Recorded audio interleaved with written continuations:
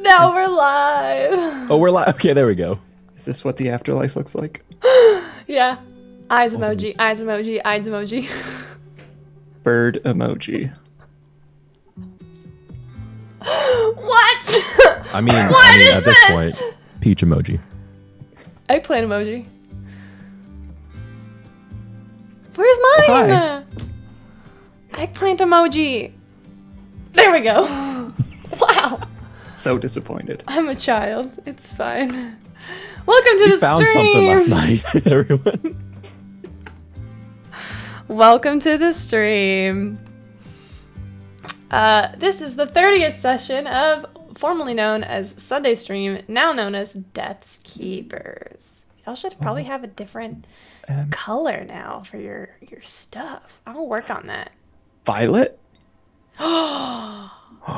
Yes. And you're a genius. I will get on that Did you take a promptly. note? I did. Okay. I said it as art, Violet. You never know what I might forget. I make up shit all the time. Hi, I'm Camille. You can find me on the internet at Camille. Okay, we're not there yet. Last time on Sunday stream, aka Death's Keepers. Wow, I'm on it today. Devereaux, Sweet Bean, Caw. Why don't you tell me? Why don't you tell me what happened last time? In your own words, would you please describe what madness ensued last time? Well, gladly, if you all will just sit down and listen, and be respectfully quiet, I would gladly tell you what happened last time. So after we killed everything that was already dead at the necromancer's camp, including the necromancer, because honestly, he was already dead inside by the time we got here, and dispatched of them, we decided to do a little bit of digging around the camp. So we checked out the necromancer's tent. We poked around the ruins a little bit, and the group came to the consensus to start burning the bones of all of the undead minions and other stuff, just to make sure that they don't come back. That seemed like a good course of action, so that's kind of the way it worked. We made a bone fire, and piled a whole bunch of stuff on it, and there was a whole bunch of other dead bodies inside of the necromancer's cart. It was a bit of a surprise, but we decided to take care of that by setting it on fire too. Overall, the necromancer didn't really have a whole lot of stuff kicking around the camp. We found some questionable literature, a handful of missing persons pamphlets, which was for, I think it was 10 people who had gone missing. I don't understand why the necromancer had decided to keep copies of the posters, maybe to admire his handiwork or something. It was a little odd, but Echo was very interested in taking those missing persons letters. So, hey, whatever. We gave them to him, and that was about all there was to it. No questions asked. Finley found a whole bunch of magical signatures around the camp, ruins, both, and we decided to start figuring out what that was all about. So we did some digging. Carrie used magic to melt the ice for us to go looking. And it turned out that there were 5 pits at this campsite. I keep calling it a campsite. I guess it was. There were 5 pits full of magical items, and we took turns as a group safely extracting what was hidden deep within the Earth's crust. So we found a magic spear and a magic dagger and a magic bow, which I was going to take, which was, according to Echo, helped me look very intimidating. So I was very excited about that. We found a really cool looking sword and a magic ring that was hidden inside of an impossibly built stone mausoleum of sorts. But Finley managed to solve some weird puzzle that none of us realized was a puzzle, or something. I don't know. She figured it out and got the ring out of it. So that was pretty great. So, long story short, we pulled some old stuff out of the ground, rescued some horses, burned some bodies, and then went back to town. And I read the necromancer's journal. We all had a lovely dinner in the Pink Pig's Plum. Okay. And we were about halfway through the final course of the dinner when the inn was on fire. So that kind of interrupted things a little bit. But we were trying to help save everyone in the inn. And we'll see what happens. But I have a feeling that this inn is toast.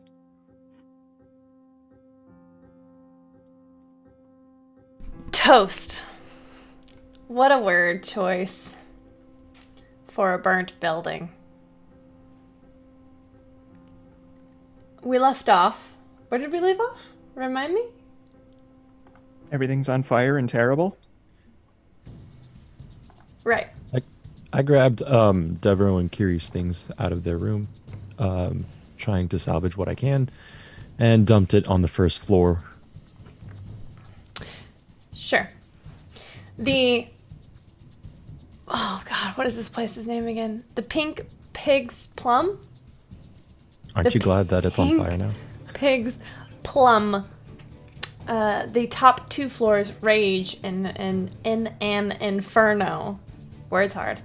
The 3rd floor is mostly gone at this point. The south side of the building, there is no more 3rd floor. It is just emptiness. The 2nd floor is on its way as well. At this point, the villagers, the townspeople, there are a mixture of people watching from a safe distance in fear, or, like rubbernecking, like a car accident. Some of them, you notice some clerics are running up with big buckets of water, and they're trying to douse the flame with it, generating a bunch of water using their magic to create water. And at this point, wrong person. Echo has just deposited, what all did you gather? Grabbed packs that I could. If there were weaponry, I would have grabbed as much as I could carry. Definitely. I think you said books too, right? Yeah, books. The two, you did grab the journal and the spell book out of Devereaux and Kiri's room. Kiri, what are you doing? Is there anybody left on the 3rd floor? No, at this point, no. All right, then. Is there anybody left on the 2nd floor? You could check. Why don't you make a perception check? I would like to, getting the sense that it's clear on the 3rd floor, head down to the 2nd. Sure.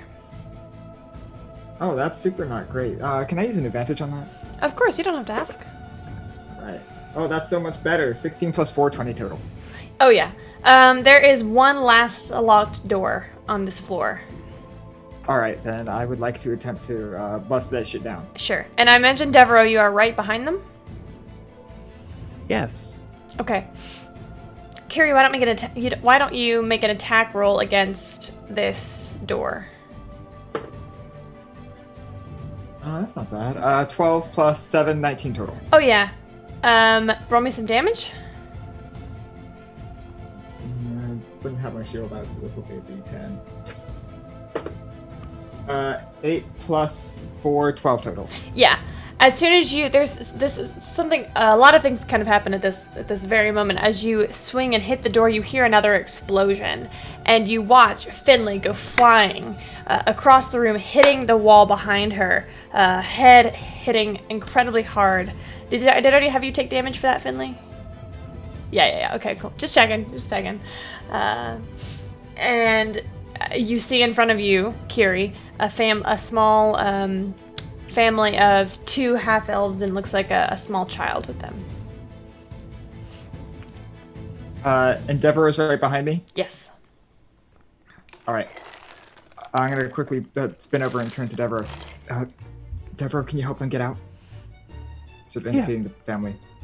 Yeah. All right. I'm going to run over to help Finley out. Okay. I'm gonna sort of run on over there and basically check out how she's doing at the moment. How's she doing at the moment? So not good. She is laying where she hit the wall, staring at the flaming ruin of her room. Dazed but awake, but does not really notice your approach. Okay. In that case, we're not in like initiative, right? So I can try Correct. and do two things. Yeah. I'm going to try and do 2 things as quickly as I can fit them together. First, I would like to get over to Finley and begin to help her up and expend my last spell slot to cast Healing Word at 2nd level. And roll that real fast so I can find my D4. She flinches away from you. Are you trying to But not just- receive the just- spell? No, she's just surprised that you're there. Everybody has a re-roll from Aravad. Oh, thank you. Okay. Thank you, Aravad. Shout out. Whoever the fuck that is. Right. You have 9 hit points. 9 additional hit points, Finley.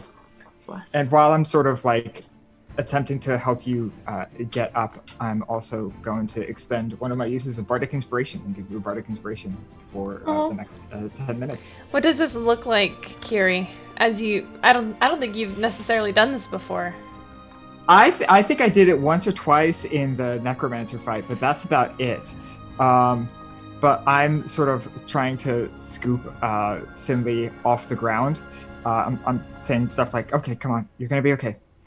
Get up." You know, just sort of helping her get up.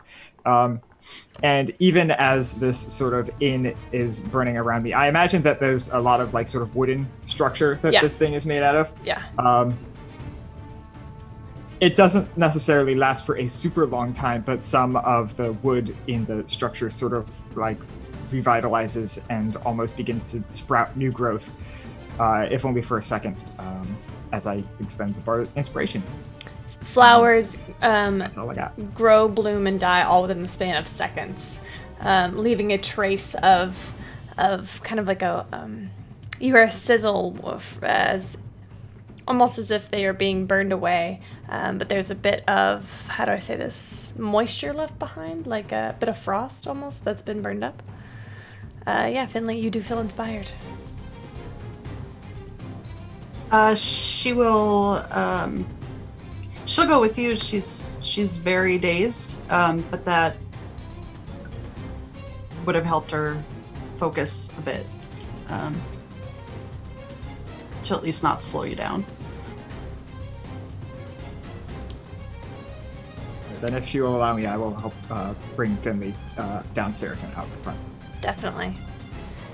Deborah.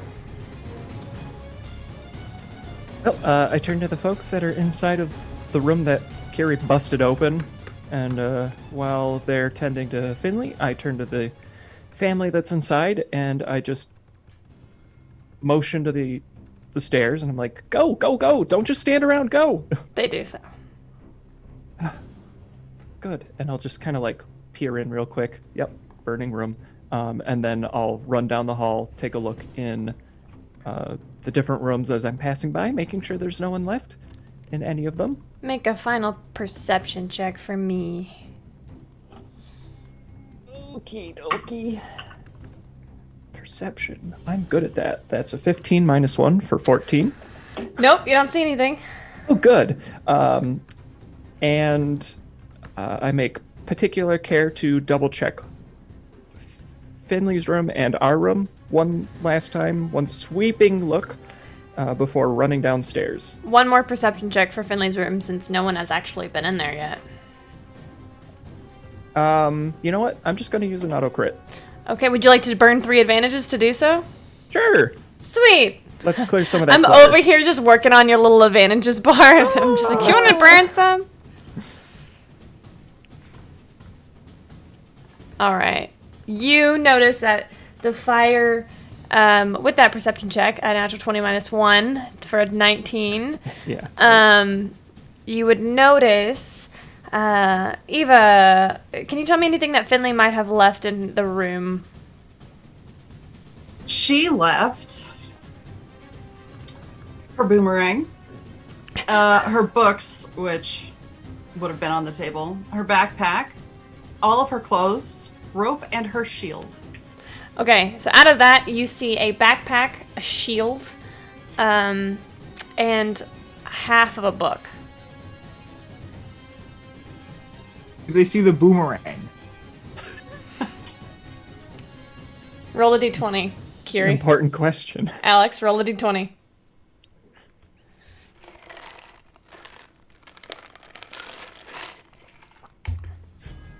$16.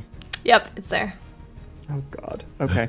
I'd probably recognize the book because I had been reading it. Yes.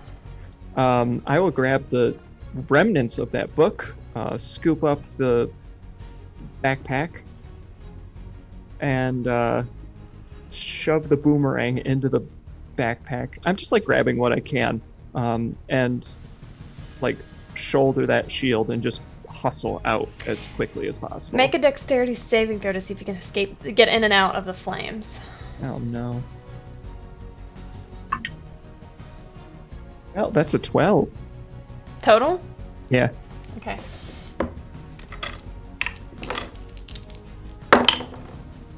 You're gonna take 9 points of fire damage Ouch. as the flames begin to lick at your heels and your legs.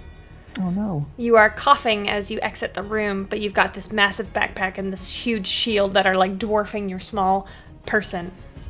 Why does anyone need this much stuff? And I'm just peeking into our room. I'm already laden. I know I'm laden, but I Yeah. don't know that stuff has been taken out of the bedroom. Sure. So I'm just looking, Yeah. and then I'm gonna. Which leave. brings me to Kappa. You got one last round to do whatever it is that you want to do. I am going to call out to just upstairs as loud as I can. Dev, Kiri, your stuff's down here. And I'm then running out the front door. Okay. And hoping to see if anyone's fleeing the scene. So would it be fair to ask you for an insight check? Sure. Yeah. Since you are I will do trying to discern the motivations of those who are around you. That is a 15. Okay. You don't immediately see anybody who looks like they are fleeing via guilt. You see a lot of people who were just already in there who are running and trying to get as far away as they can. In addition, let me get a perception check from you. Okay. That is a crit. What's the total? 26. Okay. You see movement on the roof of the smithy next door. Smithy next door. Just a flash. Okay. I kind of wish I grabbed one of their weapons. I'm gonna give chase. Ooh, Chasing. I'm giving chase. Okay. Okay. Give me an initiative roll. Ooh, okay. That is a 13. Okay. What does it look like as you try to give chase? Are you trying to circle the building? Are you trying to climb up the building? What are you trying to do? Would it have been enough to see in the direction the flash was heading? Away from the pink pig's plum. Then I'm going to try and head off and find a place to get up, to mantle onto the roof, or somewhere, somehow, I don't know the exact layout. Sure. It's like a row of buildings, so Okay. some are taller and shorter. You can get up the next. It looks like you can get up like a fire escape for the next building. Okay, Over if sure. you'd like. Give me an athletics check. Athletics. I'm going to use an advantage. That was really bad. Okay. That was better, kind of. That's an 8. You struggle and slip trying to get up this, and as you are making your way up, you see a figure wearing dark clothing leap over to the next building. Okay. You are able to make it to the top, and you see, as you get to the top, there are 2 more buildings over. They're very fast. Oh, okay. Hold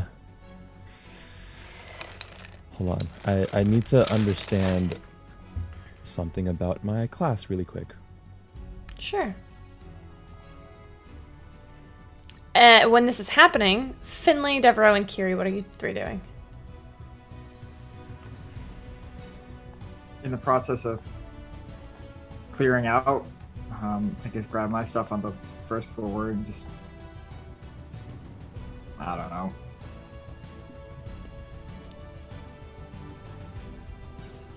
Finley's just gonna collapse on the ground outside. Devereaux? Is there anyone on the first floor stuck somehow? Oh, No. good. They're on. Then, as if I could be any more overladen, seeing my stuff on the first floor, I will grab all my stuff with the other stuff, and I will just be carrying a pile of stuff out the front door. You were able to get some help from some of the patrons of the bar. Yeah. And I will dump all the stuff next to Finley and sit down next to her. A safe distance away, yes. I saved everything I could.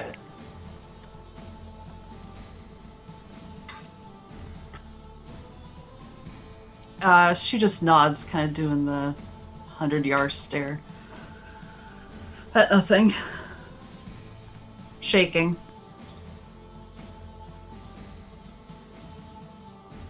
Excuse me. Kappa, did you figure it out? Yes, I was going to cast Hunter's Mark, but I don't have any spell slots. So I'll just Okay. give chase. Okay. You want to climb up to leap over the roof? Give me an athletics check. Okay, better. 14. Yeah, you are able to clear the next building. There's still 2 buildings ahead of you.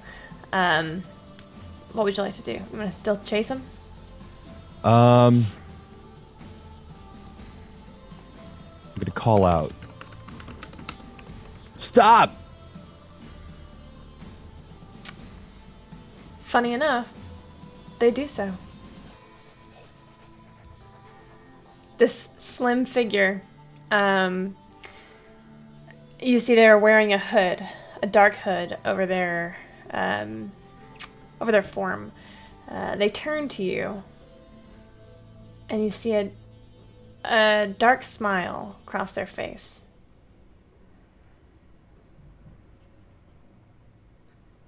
They are wearing no armor, nothing, no weapons, just a long dark sleeves, very light, thin leather boots.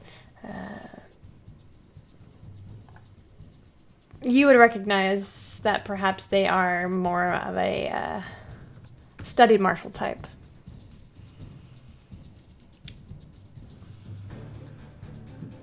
If I continue forward, will they run? if you take, would you like to take? Yeah, a that's few- that's what I'm Okay. doing. You take some steps forward, and you take some steps forward, and as you do so, you watch them step back 5 times and then fall off the building. That's so cool. Oh. Does it look like they were carrying anything? No, it doesn't. Okay. I'm gonna try and find my way down and meet back up with the group. Do I recognize any like markings, or were they like just straight up ninja? Straight up ninja. Okay. But make a history check with advantage.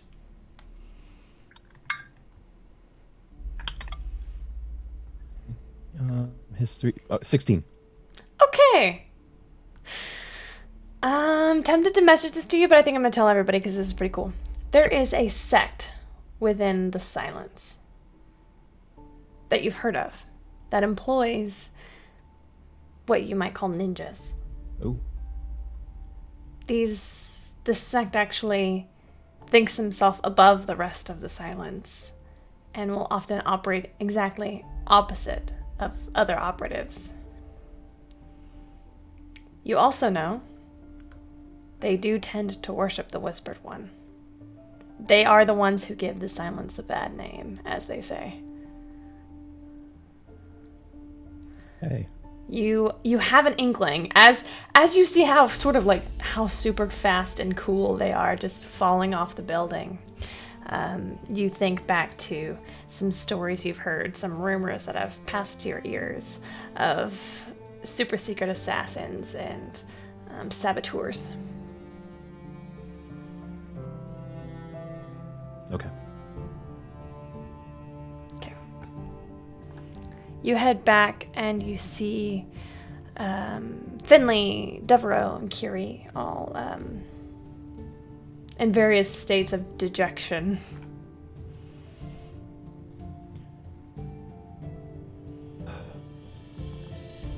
I'm a little out of breath. Is everything okay? Is everything okay? Everyone out? Yeah, I think so.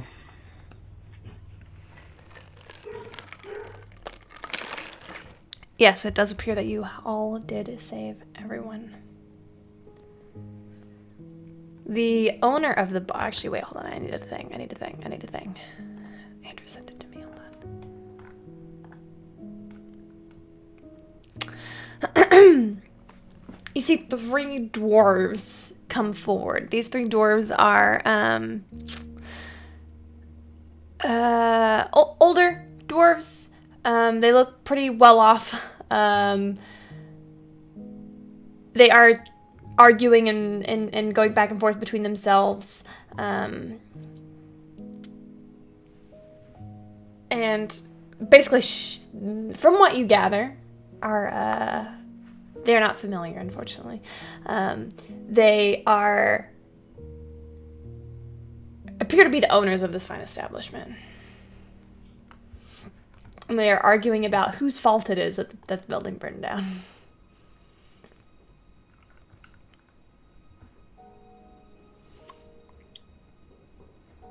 Well, I have no dog in that race. Are they arguing with each other, or Oh, yeah. are they pointing fingers at someone? No, at they're people? pointing fingers at each other for some reason. Oh, okay. It's a very antagonistic appearing relationship between the 3 of them. They don't seem to be involving y'all or looking towards y'all in any way. They're just being petty to each other. Ooh. Like, I told you we should have made the walls fireproof. That's ridiculous.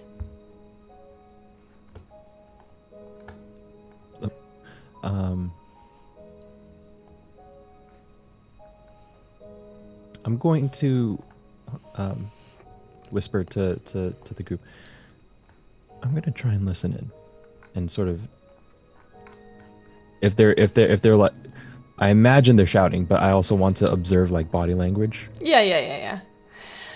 These three dwarves they all have very similar statures and facial features. Dark eyes, dark hair, thick beards. Darwin, I told you we should have done I'm not gonna come up with a bunch of things that they're saying to each other right now, but it's basically nonsense. Basically. No one is saying anything substantial. They're just talking about, oh, now we have to file for insurance, and this is gonna be a headache, and thank God no one was hurt.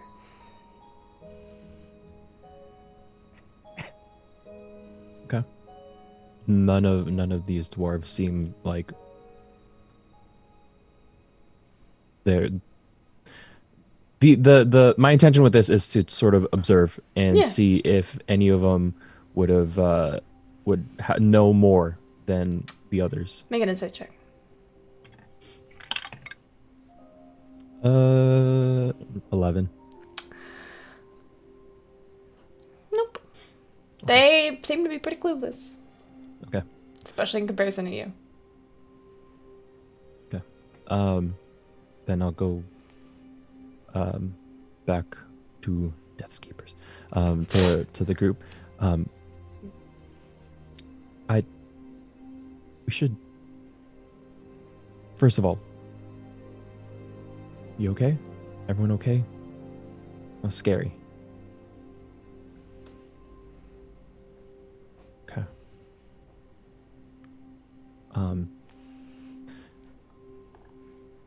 I think I saw who did it. And who would that be? I don't know. They were professionals.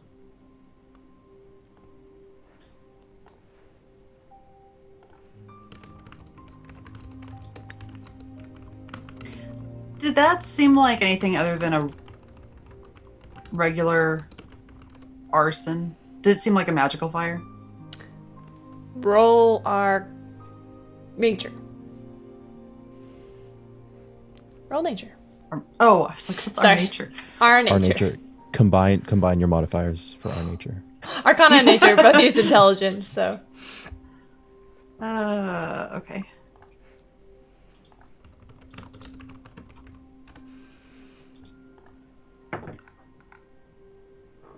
That is a 12. It did not seem like a magical fire.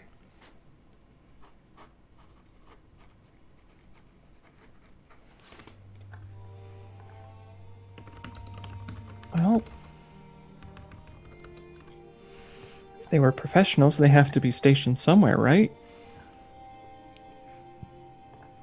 They gotta be hiding someplace in the village. That, or they can get away very quickly and they don't need to.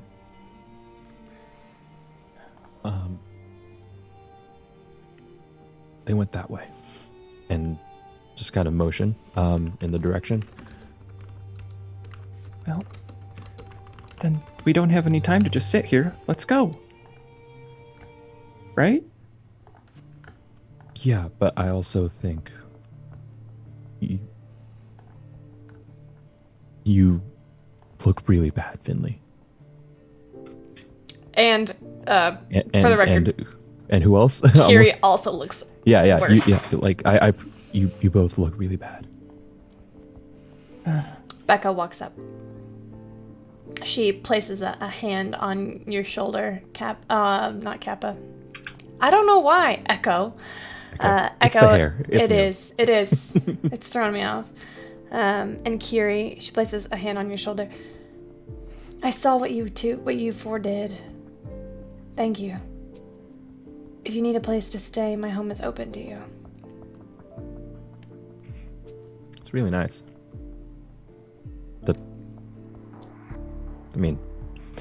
Thank you. You two look beat up, and she kneels down next to you, Finley, and offers her hand to you. Is there something I can do for you? Finley has tracks down the, I imagine she's kind of got a sooty face a little bit at this point. And she's just been kind of quietly crying, not really realizing it. No, I don't know. Why don't you have a lay down, huh? Come on.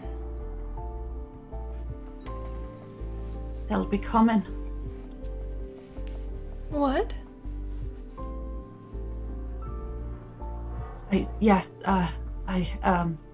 I'll lay down, thank you.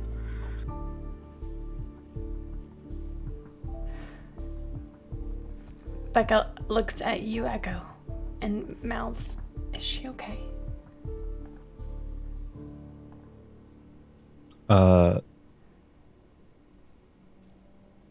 This is like the first full day that I've known Finley, right? Yeah, pretty much. I'll shrug. Okay, let's get her inside. So the good news is nobody looks nearly as beat up as y'all do.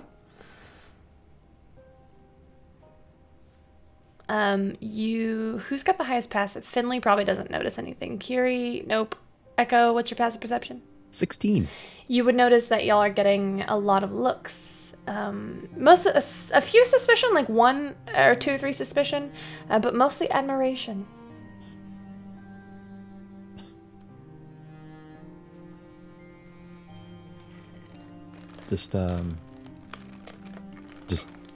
I this is as we're heading to Becca's. Mhm. Yeah. I'll sort of, not ignore, but kind of acknowledge, just like, be safe, please. Don't touch anything.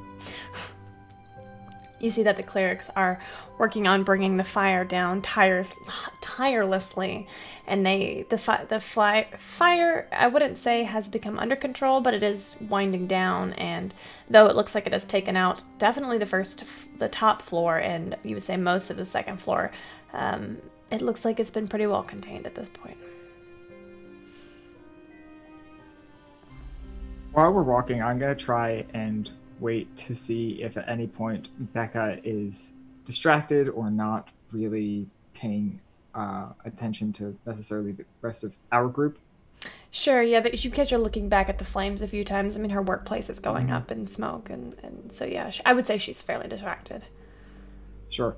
As she's doing that, I'm going to lean over to Finley and whisper in her ear, but I'm not going to actually whisper because I don't want to futz with my mic. I know what you're carrying is important. If you want, I can hold on to it while you rest.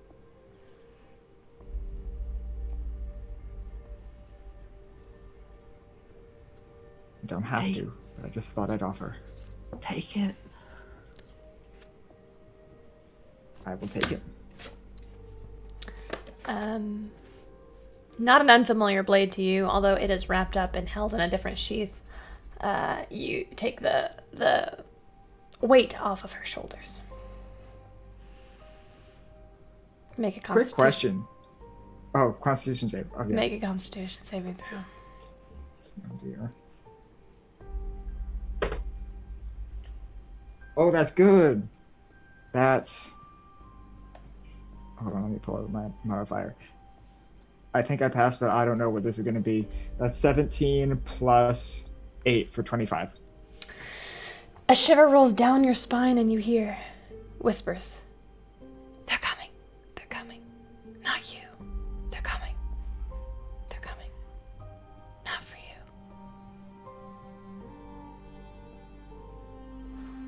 And then there's silence.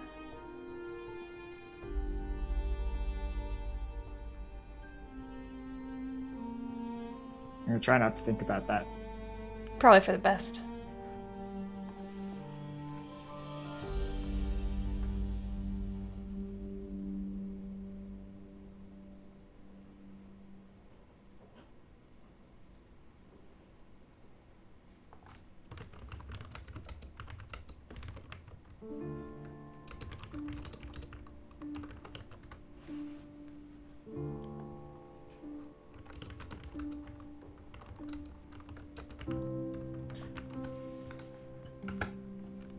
So,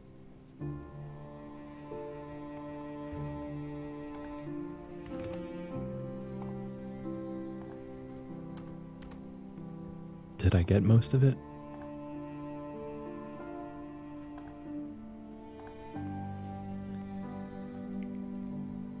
to Kiri and Devereaux. Just I grabbed what I could. Yeah, I think all my things are accounted for. Thank you, by the way. I think so. I won't really be able to affirm that until I get a chance to sit down and go through my bag. But thank you. We were a little busy.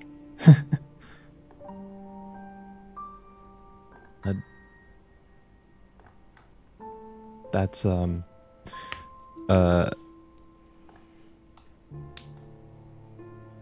your first instinct was to go and help other people. My first instinct was to protect our stuff.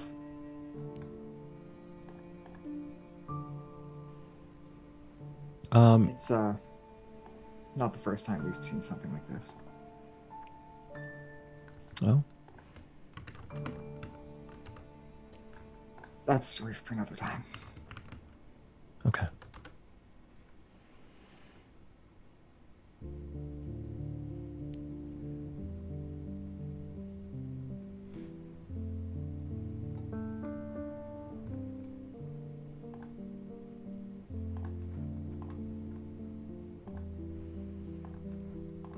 What would y'all like to do? You make it to Becca's house. It's a small, quaint house. Smallish kitchen. There's actually 2 couches. Maybe, you're not really sure why. It's a little unusual. 2 different sofas, and then a big room in the back. And she kind of pats Finley on the shoulder and says, "You can take my room. It's fine, I promise."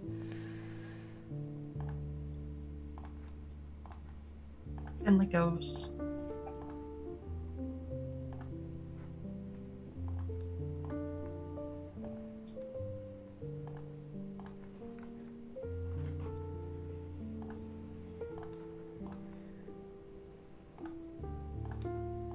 She would leave her component pouch, her jewelry bag, with Kiri as well, when they asked for everything.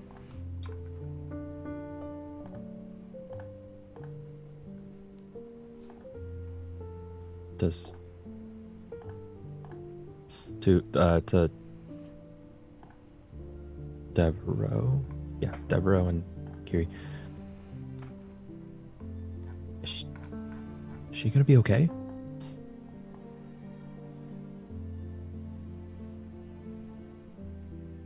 I don't know. One moment, So, but one moment she was breaking down doors, and I left. Minutes. Now Finley is in shock, I think. Catatonic, maybe. Did something happen while she was up there? she hit her head pretty hard. Yeah. Give it time and see what happens.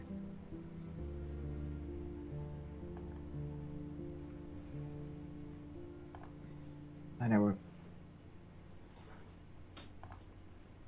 Well, if it's not better by morning, I know a spell or 2 I could try, but I would need to rest myself first to prepare that anyway.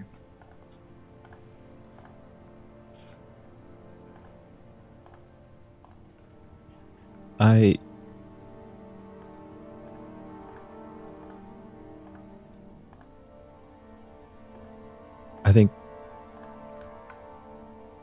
like I said, professionals. I think we should keep an eye open while we sleep tonight. I can take first watch.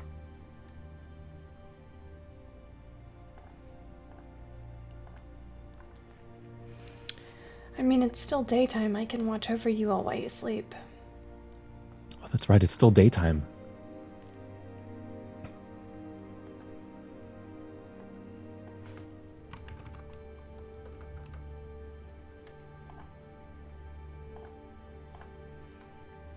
I'm going to wait until Finley wakes up. I don't necessarily. I'm sort of indicate some of the things I'm carrying.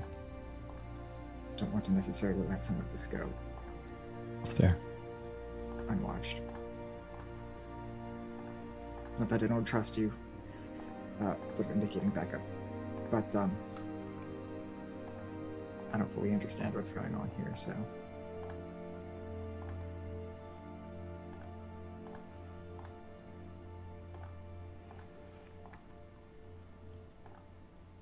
Would you like to take a... raise your hand if you'd like to take a long rest. Finley? Okay. Finley, you are unconscious. Please make a Constitution saving throw.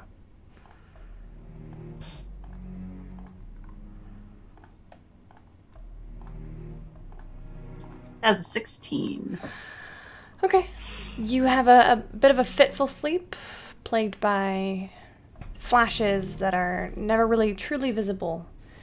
It's almost just as frightening as if you'd been able to see what was being teased in front of your third eye. But you do get the benefits of a long rest.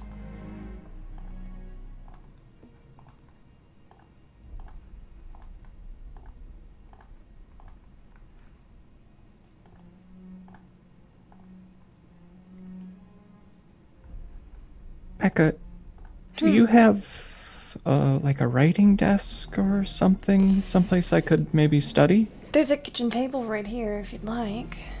But I'm afraid it's kind of a small place I've got. Okay.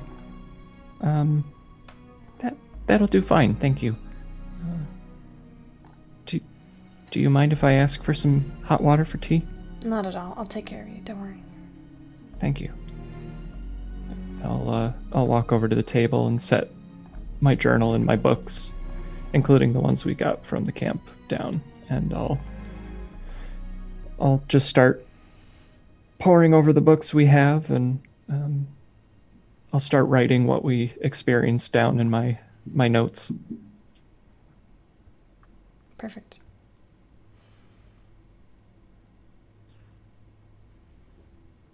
At some point, while Finley is recovering, sleeping,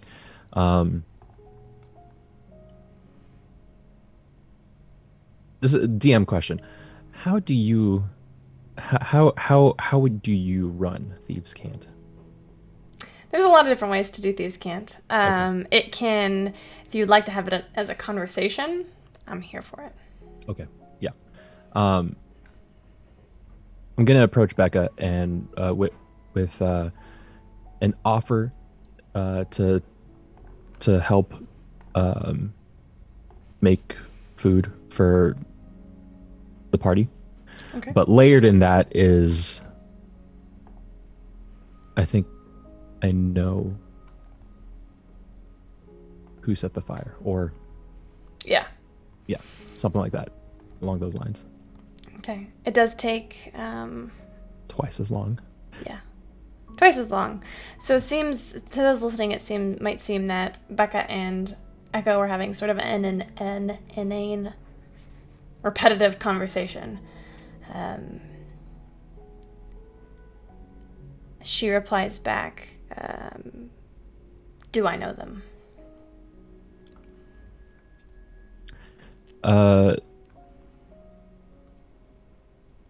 Again, in Thieves' Cant. Mm-hmm. Void Walkers, but posed more as a question. Mm-hmm. She nearly drops the dish that she's cleaning. Oh, God. Oh.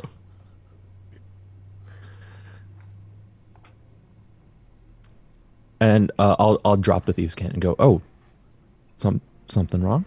You okay? No, I just slipped. Thought I cut myself for a second, but Okay. Well, I mean, if everyone's kind of stressed out right now, let's pick this up later. I think I need to go for a walk. I'll go check on the tavern. Do you need help checking on the tavern? Only if you want to come. It's up to you.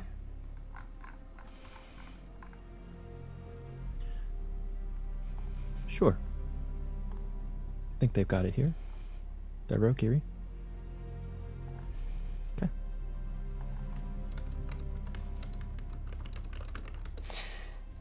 as you two step outside and she closes the door and you put some distance between you and the house, she says, "You can't be serious. I thought they were a myth. I mean, me too. A boogeyman."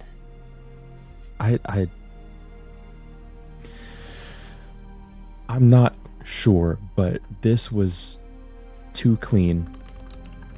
I could not keep up. And they smiled. The arrogance. The finesse.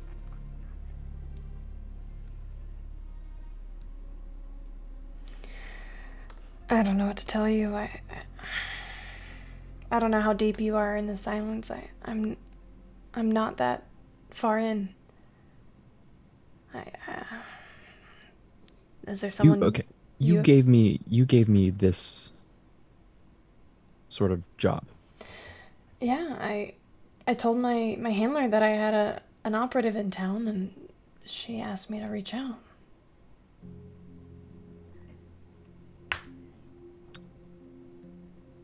I know we don't operate this way. But if the stories are true about the Voidwalkers, your handler might need to know. I'll have to tell her, but she's gonna be pissed. I mean, not that there's any reason not to tell her, I'm just... But also, be careful.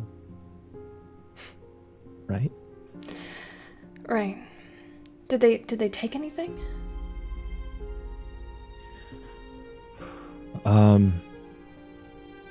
Yeah. Yeah. Remember I told you about the artifact we found in the ruins? Yeah. First thing I did was check where I stashed it. It's gone. And it's not something that burns up real easy. Yeah. This is starting to sound deliberate. Who else knew? Me and my handler. That's it.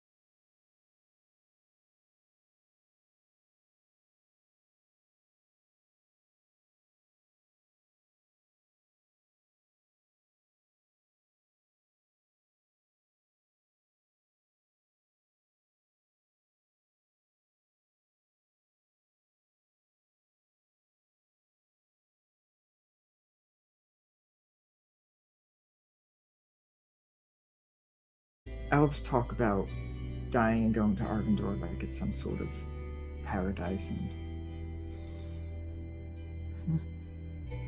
I have my own beliefs and expectations about what happens next, but in spite of all that,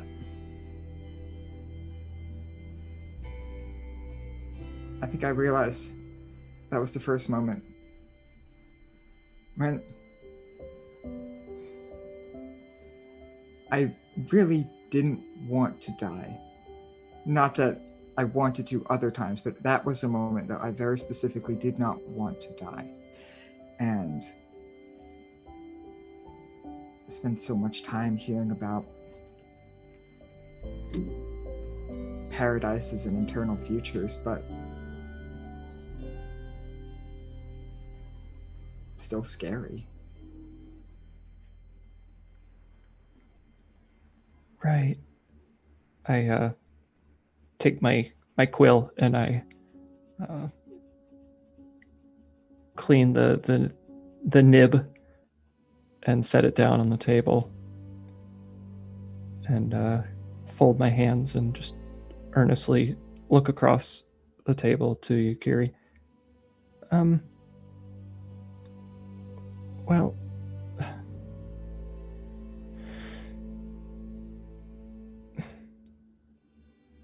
I don't think anyone ever wants to die, Kiri. But I suppose some people find it helps if they think about what's supposed to happen when they do.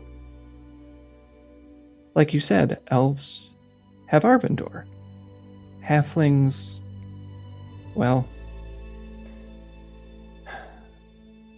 that's complicated. But everybody thinks something different.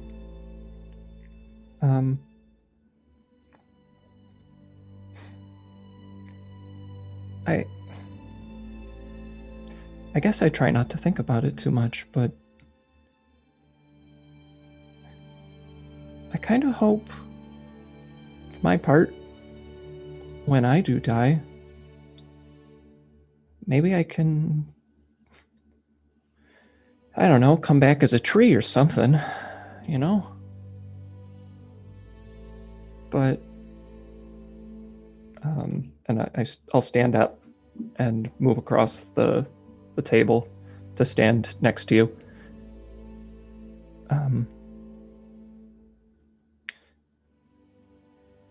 I'm glad you didn't die. Or, I'm glad you came back.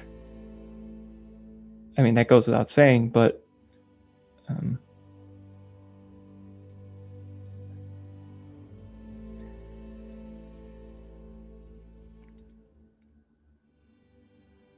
the mystery's gone for you, isn't it?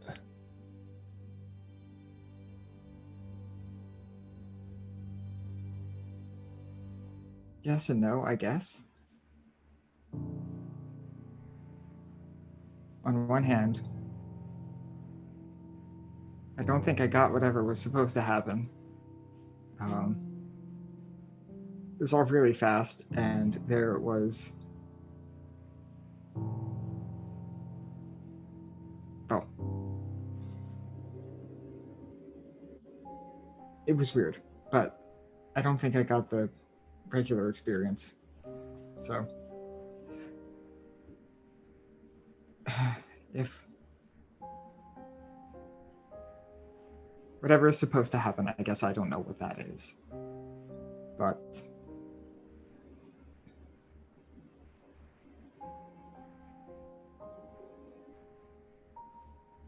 I used to not really care or not really think I cared, because whether it's here or there, it's all the same from some perspective, I guess, but it doesn't really feel like that anymore. What makes it different?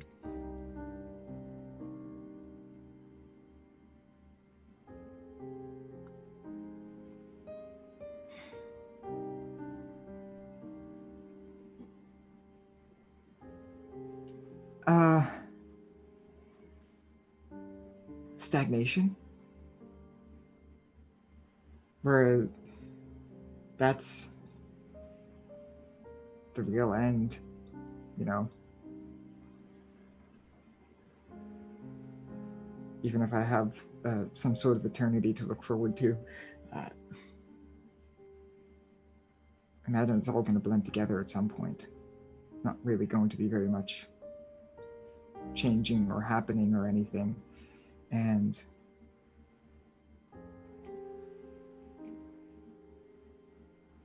I don't think I'm ready for things to stop changing yet.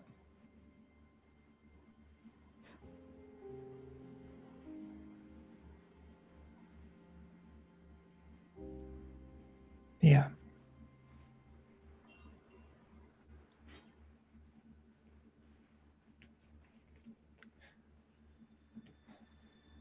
Oh. I get the feeling things won't be the same for you. Just because of what happened today, yeah? Yeah.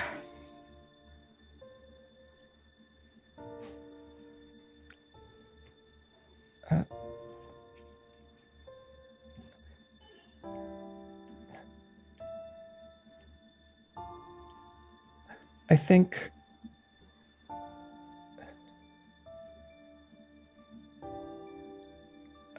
and I'll reach out for your hand if I can. Take it.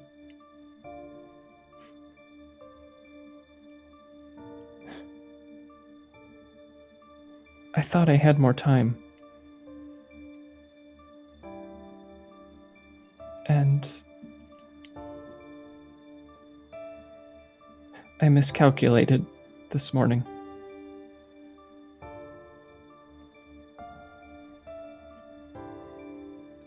And it got you killed. I'm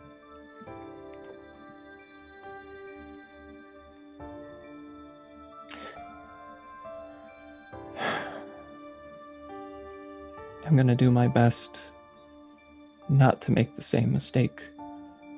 Okay?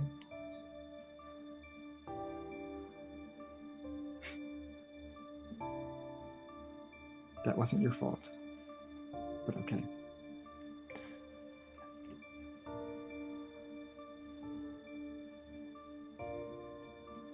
I could have helped you. That's all there is to it.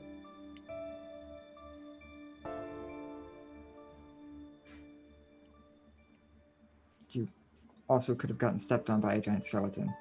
I mean, did you see how much taller he was than me? Think of how much taller he would be compared to you. You're not that much taller than me. It's taller enough. Carrie, a couple of inches doesn't make that much of a big deal.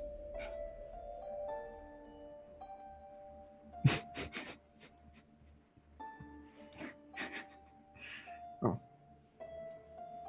Anyway.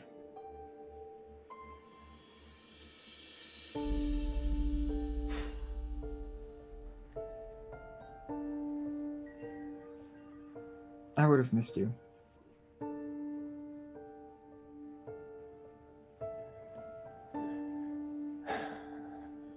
And I would have missed you.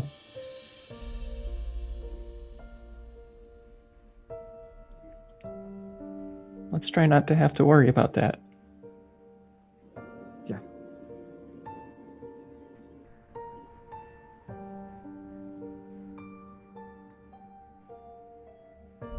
I'm coming in for a hug. All right.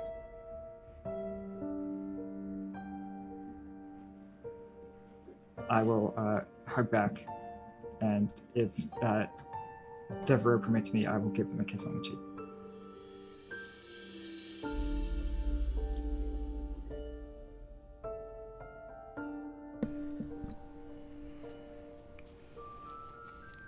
Echo. What doing?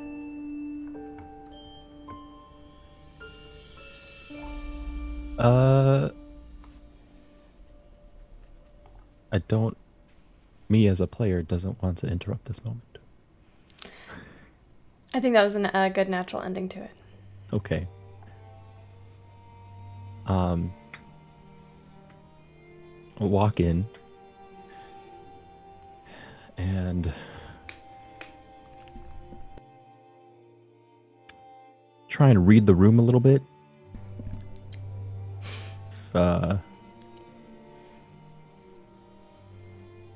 Does it look like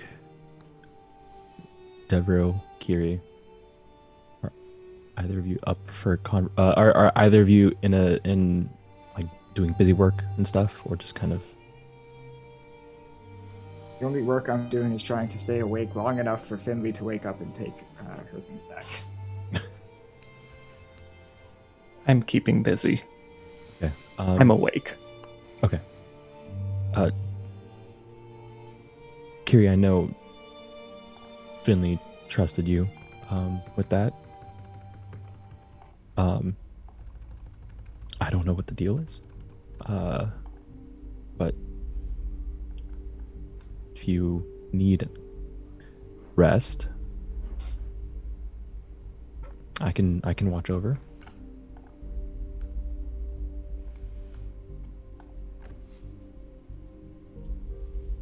You're muted.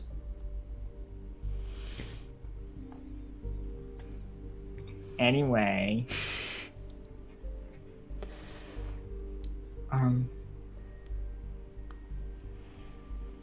I think any other time I would say yes, but since she's asleep, I don't know if it's necessarily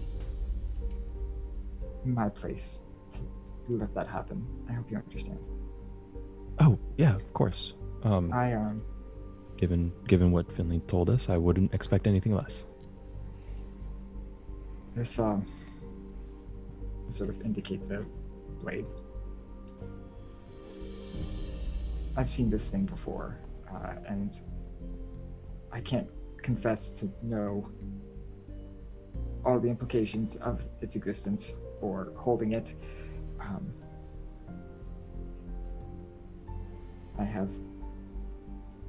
some idea of the significance it must mean to her and her people. Clergy of the Raven Queen, so. You two find yourself in the company of very powerful artifacts often. Do you believe that? I'm pretty sure they were both accidents. I believe you believe that. That's fair enough.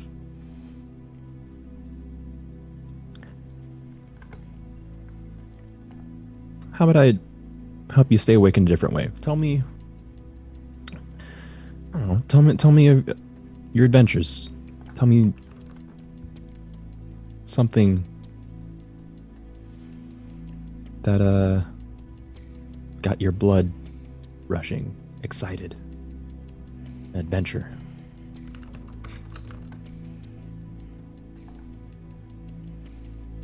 I can't tell you all of the details, but As long as it helps you stay awake. I can tell you where we found this thing, and I will proceed to regale Echo in the story of the Daventarth fight. It is a wild tale of a brilliant green dragon and another group called Fate's Chosen, and Zytharia bringing them all together.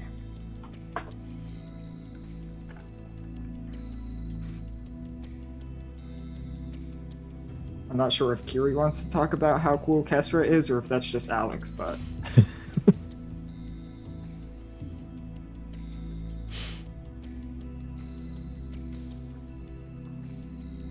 And I guess the main goal is just to try and keep company until Finley awakes. All right. Anything y'all want to note in the 8 hours that it takes for Finley to get a full night's rest? Becca does have a cat who decides to love on Kiri.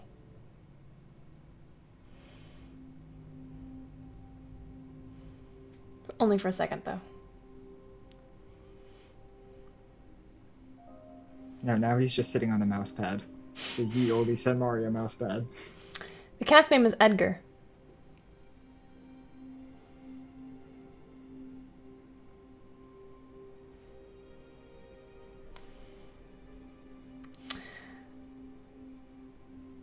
Finley, you wake.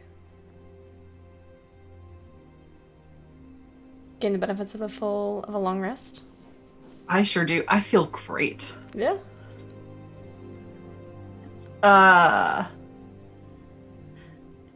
Does she have thick walls, doors? Make an intelligence check. Oh. Wait. What are you leading on I to? was just gonna say, everyone might hear her say, "Oh, what the fuck?" When she properly wakes up. And shortly thereafter, she'll come out into the main room. Kind of rubbing her head. I don't make a rule of staying over with my one-night stands, but I'm sure sorry I don't remember last night. Kiri, you've got the sword. Not going to ask how that happened, but I'd like it back if you don't mind. Of course. Pass that off. Wait a minute. Do you not know how you got here? I don't know what day it is. When is the last I thing assume it's like night by now, It's right? the sun's about to go down. This is the longest day in the history of ever. Oh wait, no. It is nighttime. Okay. It is nighttime. You're right. You'll have had a long day. But I was basing my comment off of. Today's session title is The Longest Day. Mm-hmm. I remember the inn. I remember the fire. I don't remember much after that. Where are we? This doesn't look like the inn. I mean, I'm confidently saying we're not in the inn. I just don't know where we are. Yeah, no. Becca, one of the tavern keeps, offered us a place to rest for a night. Well, that was awfully kind. Yeah, in part to your, Devereaux, and Kiri's heroics, getting people out. I don't remember any people. I don't think that was me. But I'm glad they got out.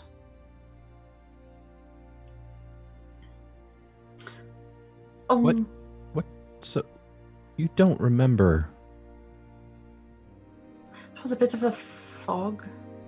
I don't suppose anyone knows where. I had a bit of a bag that I carry, and I'm not carrying it at the moment. Jewelry? Yeah, that sort of thing would be. Pass that off too. Do you...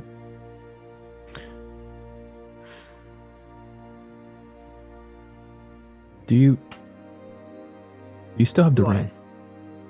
Oh, that's what's in the bag, is why I was a bit more concerned. And she'll pull it out.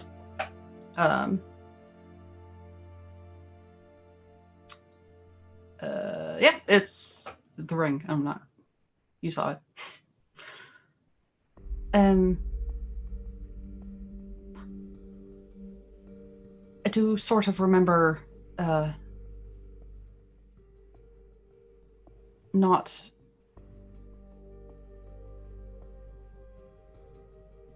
I don't really want to remember. Actually, what have I missed? You do look and see that Kiri, your friend Kiri, is exhausted. Here, you look like hell. Go get some sleep.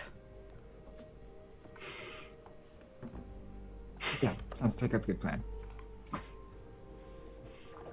I'll only need 4 hours. I'll sort of take one. Now of the you're couches just showing and off. Chill the hell out for 4 hours.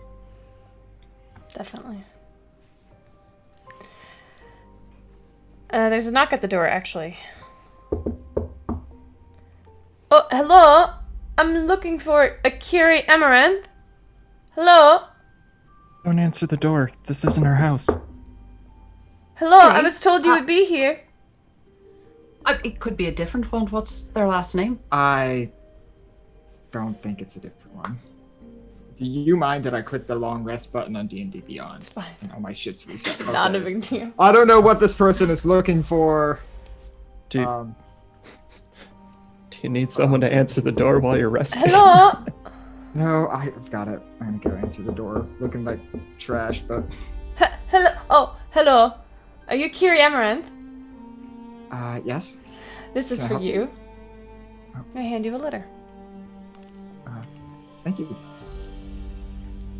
I'm gonna give you a nod and then kindly fuck off.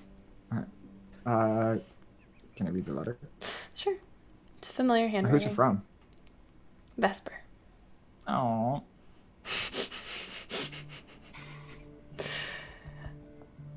Would you like to take it to your room and read it? Yes, yeah. Okay. Let me put on my romantic playlist. Oh.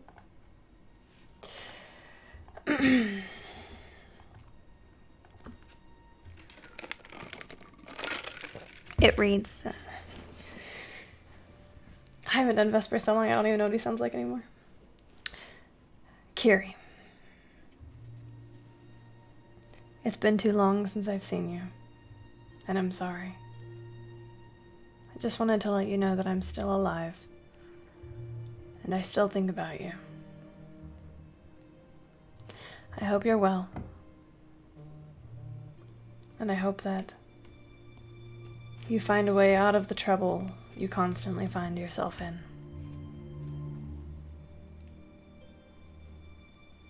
I'm almost done here. And I was thinking that I could come find you again for a short while. It would be nice to see you. As I said, it's been too long. I hope you're well. Regards, Vesper.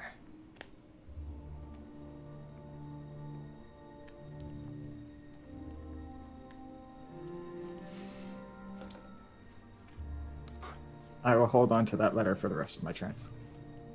No, that was too cute. Anything to report while Kiri trances? Finley would eventually discover that Devereaux saved her stuff. And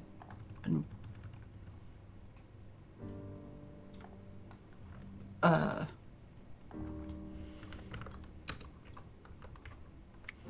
incredibly grateful. Sorry, it's half burnt. It's okay. She's just gonna kind of like hug her ashy, burnt book. It means a lot. And the boomerang, that. Thank you. That was my heirloom boomerang.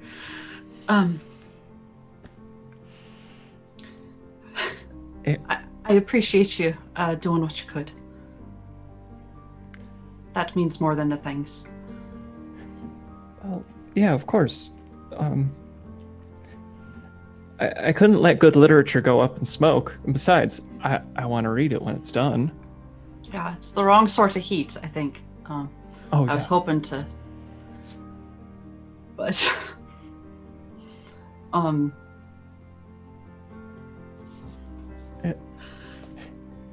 just have to. If you need help recreating any of the parts that were burnt on paper, I have a pretty good memory, so. Oh, I'll take you up on that. Thank you. I'll probably need to replace my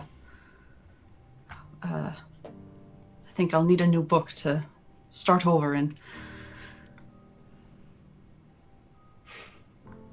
Thank you, Devereaux. Yeah.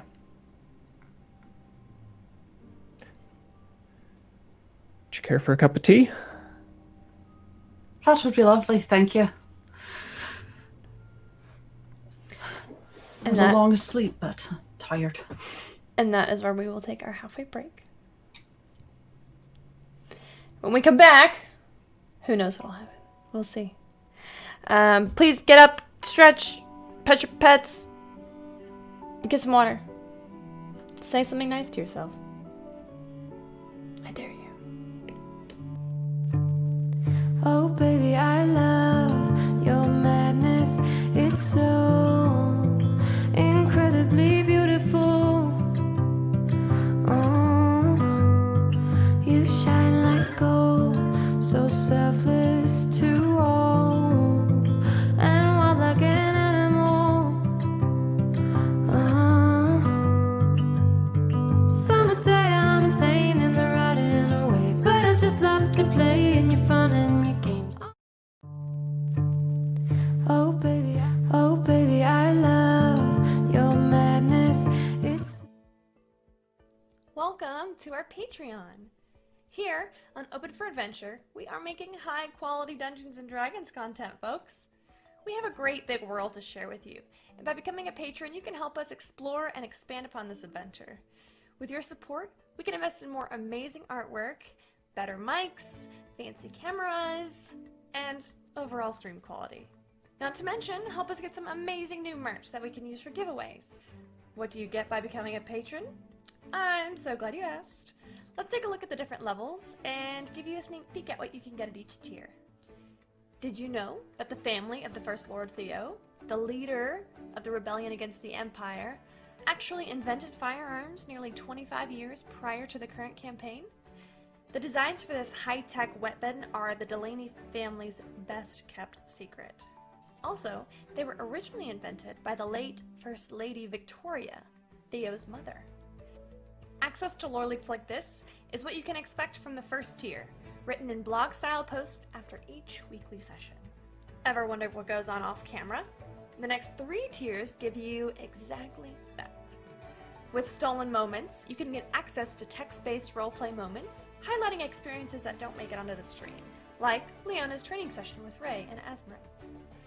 Stolen Moments Plus gives you access to roleplay moments featuring our guests, non-player characters, and historical figures, featuring the likes of Marshall, Annalena, and even the Empress herself. And Roleplay Addiction takes us to a whole other level. This tier gives you exclusive 30-minute videos of canon interactions not otherwise seen on stream, like late-night drunken interactions between paladins or tender moments featuring your favorite character ships. The Warm Fuzzies is super simple.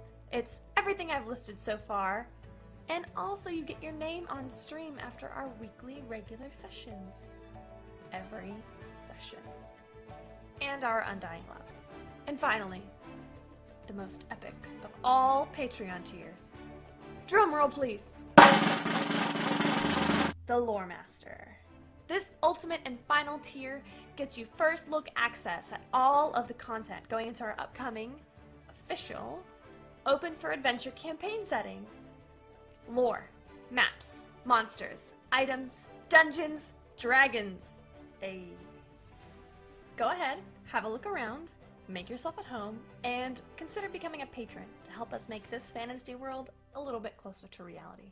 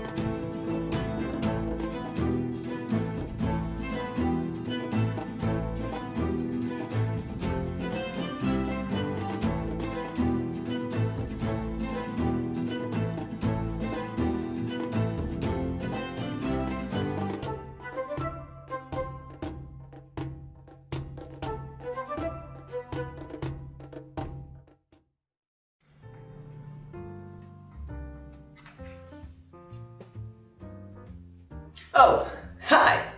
My name is Express Love. I'm the Senmarian god of coffee. Did you know that in Senmaria, every cup of coffee is made with found familiar coffee beans? That's canon. In Senmaria, every cup of coffee is good coffee because it's made with love by Found Familiar. Did you know that every bag of Found Familiar coffee features artwork from incredible members of the tabletop gaming community? That's canon. Each blend and roast of Found Familiar coffee features cool D&D names like Thieves' Cant, Face Step, and Pact Magic. In Senmaria, every royal meeting that Ray attends features the Cartographer's Blend, a brew of coffee made by Found Familiar in conjunction with Devin Rue. Now that's canon. Found Familiar coffee. Buy it today. Yeah, 2 pieces. Yeah, I need it. Want your pandemonium. Life is so easy. Whoa, you love me 2 pieces. Yeah, I need it. Want your pandemonium.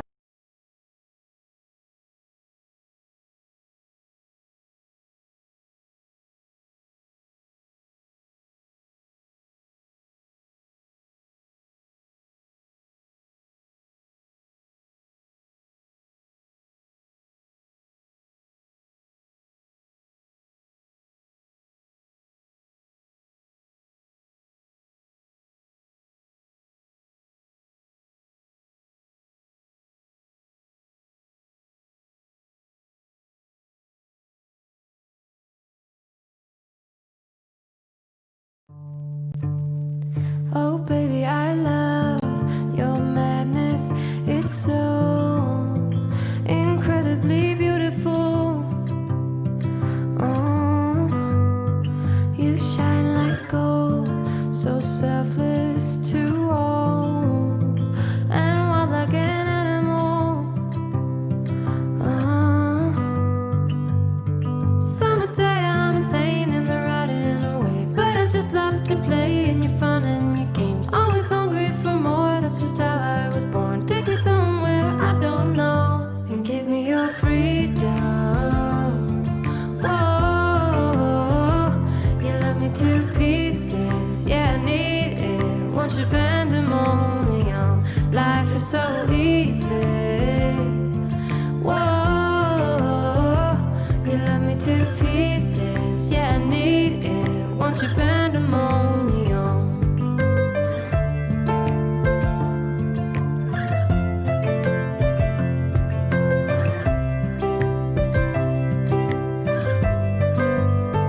The limit of love is endless. I know. Just do what you want with me. Yeah, I want it all. Could care less the cost. I give you my everything. Some would say I'm insane in the right in a way, but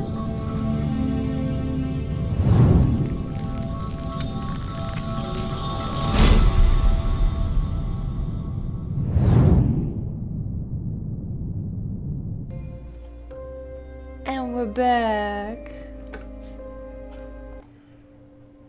Welcome back, friends. We are going to do some time traveling in the stream today.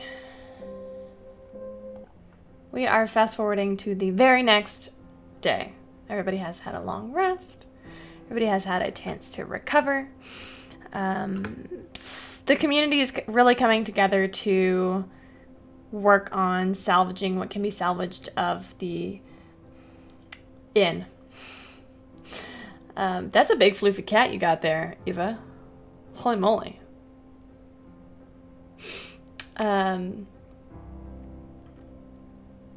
The day is yours. Depths Keepers. What would you like to do?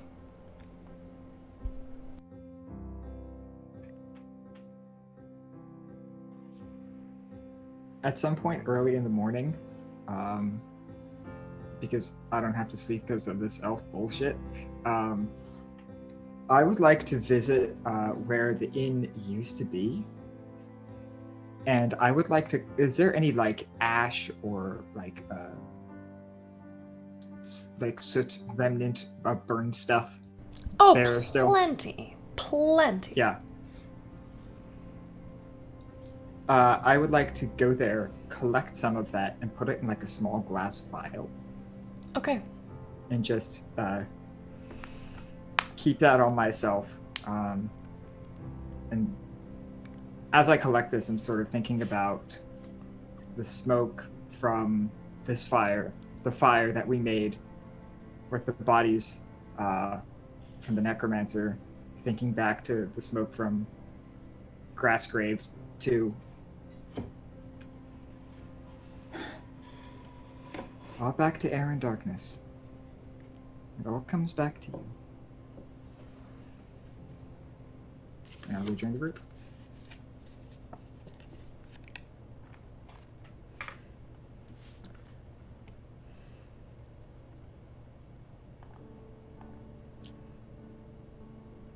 So, what's the plan?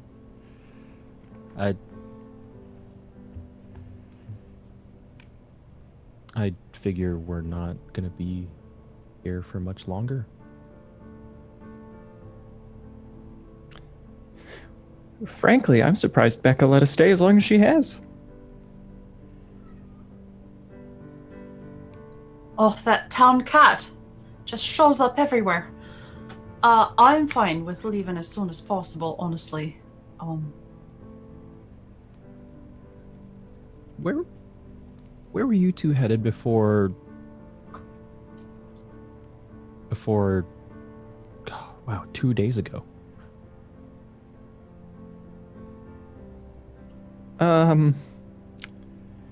Nowhere in particular. Just, a little bit of everywhere and a little bit of nowhere. It's We only showed up here in the first place because Atharia asked us to. Mhm.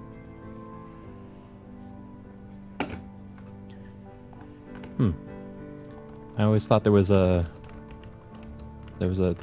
method to your chaos, based on the stories that I heard. Become a little less methodical recently. Sorry to disappoint. No, not at all.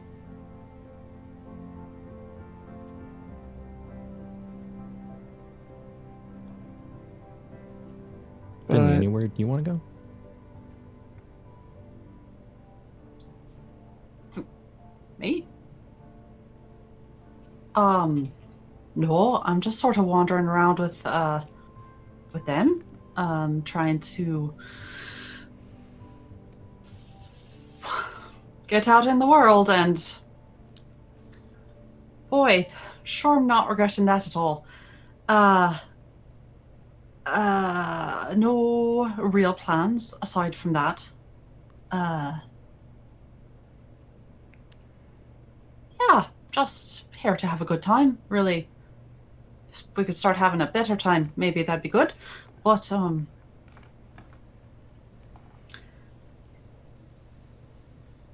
yeah. She would have, after she woke up the other night, she would have, messaged Scytharia. Oh, what would that message have said?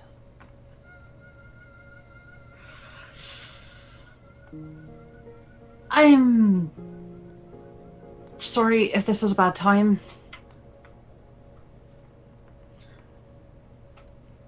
I am so bad at counting.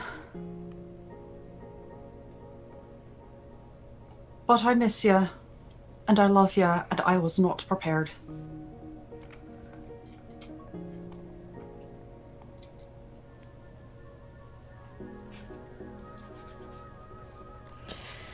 You wait in the quiet of your own mind for a response. Unfortunately, you do not get one.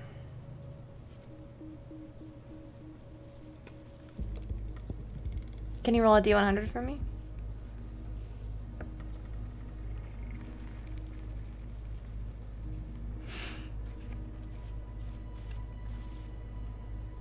90. Okay. Good to know.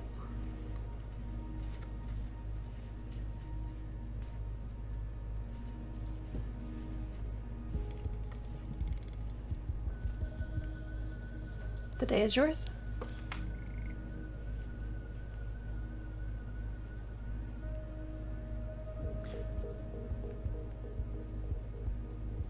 Man, it would have been really cool to have those Dawn War things.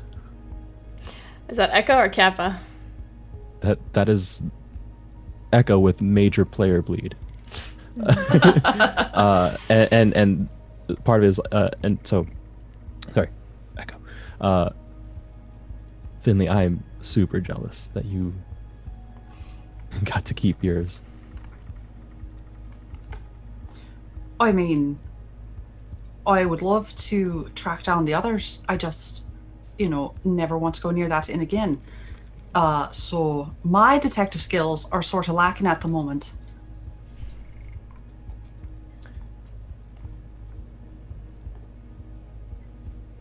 That gives me an idea. Remember how I said this might have been a professional job? Indicating the tavern. Pink Pig's Plum. I said it.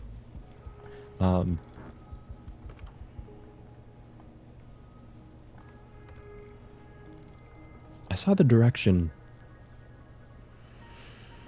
they were headed. Maybe we can pick up a trail and that's what we do. What do you think?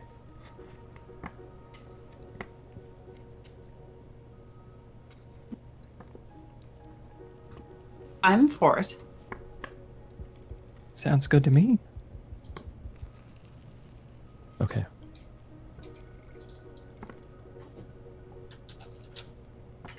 Come with me. And I will lead them to the spot where I think the Void Walker would have landed and took off running and start investigating. Why don't you roll a survival check for me? Ooh, am I good at these? I'm okay at these. 16. You do see some very, very faint tracks. This person is incredibly light on their feet. But they take off north. North. Straight north. Towards just as a reminder, there's a white road which runs east to west, and there are towns littered along that. It ends at Wolfcrest. North, there is a strip of snowy forested area, which meets the White Cliffs. And then from the White Cliffs, there's a massive sort of glacier area. And the saying is, there's nothing north of the White Cliffs. Sounds lovely.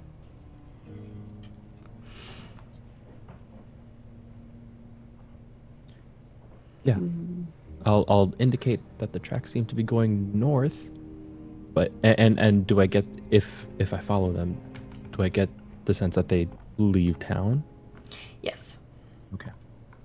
But not along a road, just north. Just north. Yeah.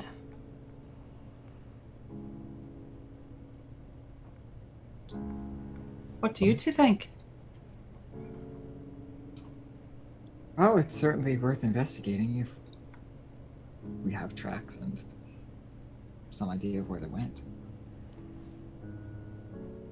And if they're going to be burning down taverns, we should probably make sure that well, I feel like saying dispense justice is a little hackneyed, but kind of want to make sure they don't do that again. Oh, I sort of like that. She's going to make a little note on a scrap of parchment. What are you writing down?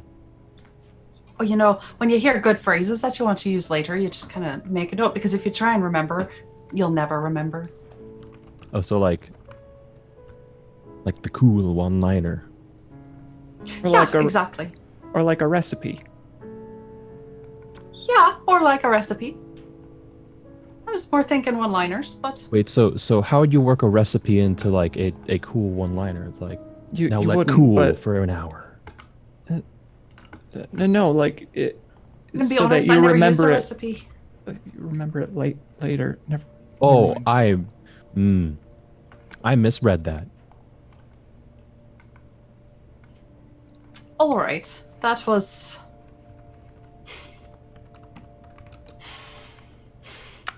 Death Keepers, the day is yours.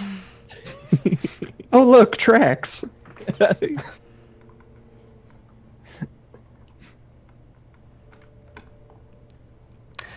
I'd like to follow the tracks. Okay.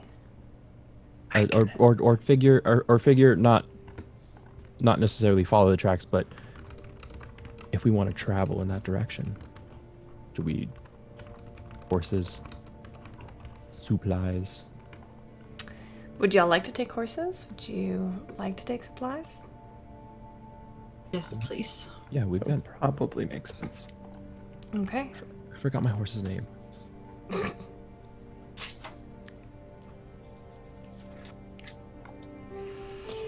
I don't have that in the set of notes. The tracks take you up north, away from town, towards the White Cliffs, towards the forest.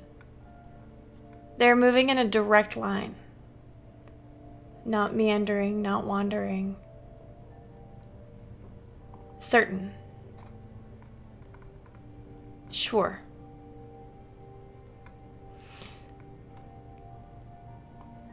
This will take you, to continue following, will take you 10 minutes go by, 20 minutes go by, an hour goes by, 2, 3 hours, 5 hours go by. They keep going north. Where- It's getting colder and colder. Are y'all prepared for this? Feel free to say what you are, as long as you describe how you're prepared for the cold weather. I'm good with it. Yeah. Why don't you describe to me how you are preparing for the cold weather? As you increase in elevation.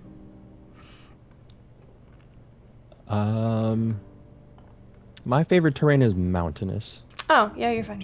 terrain. So, I guess before leaving, just making sure that suggesting to the party sort of, good boots, I guess, good gloves, maybe. And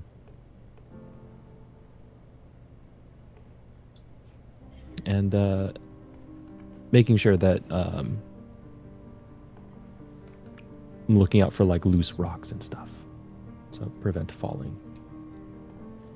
Yeah. Since she didn't have any clothes, Finley would have had to Procure. buy. Yeah. Yeah, sure.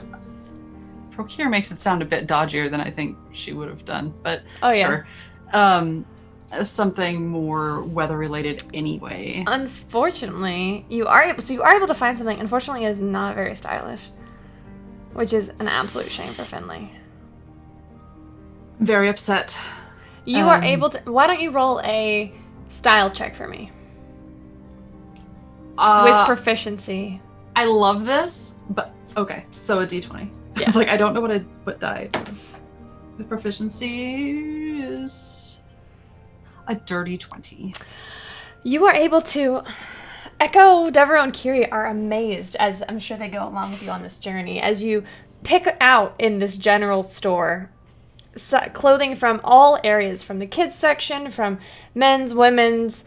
You're able to, from like different pieces of specific tearing of things, to specific of belts and wrapping, and you are able to assemble this gorgeous outfit that has you prepared for the winter. Also a blank journal if they have one. And a blank journal. Is there a local apothecary or anybody like that here or no? Sure. What are you looking for? I would like to find any healing potions they have and any cold resistance type things they might have. So this is a very small town. They're not going to have cold resistance. Okay, They sure. are going to have healing potions for 50 gold pieces each. Okay. I'll take 3. Okay. I'm looking on Pinterest for the perfect Finley outfit. And I'm not finding it immediately, but that's fine. Finley will wait. Finley will wait.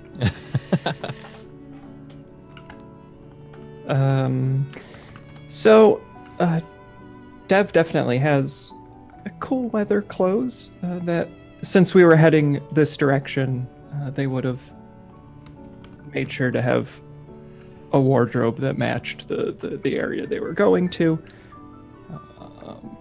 Additionally, and this is fun, I would probably look for a good softball-sized stone, and Softball-sized stone. yes. And as we're traveling, Dev would be using prestidigitation to warm that stone as like a hand warmer. Aww. So they would have it on hand, haha, so that they could keep I their hate you. extremities warm and pass it around because it lasts for an hour. So Perfect. That is smart, Dev. Very smart.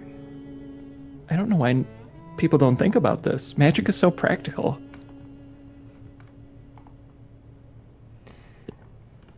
I imagine it looks a little something like this. I'll post it in general chat.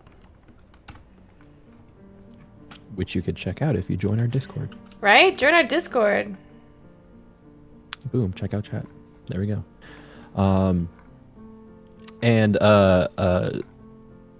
Looking at everyone so stylish, Echo is going to snap his finger, and the glamour studded leather armor shifts colors to sort of complement what everyone's doing. I'm like, okay, well, if everyone else is going to be stylish, dispensing justice and style. Y'all are too good. So, back to where we were. As you trek up the mountains, the elevation begins to shift, and you find yourselves breathing in lighter air. Your breath producing... What is that thing called? Where you exhale and there's stuff there? Vapor? Vapor, sure. And you continue to follow this trail. It does not stop. This figure continues to march forward for hours. You yourselves need to take a few breaks.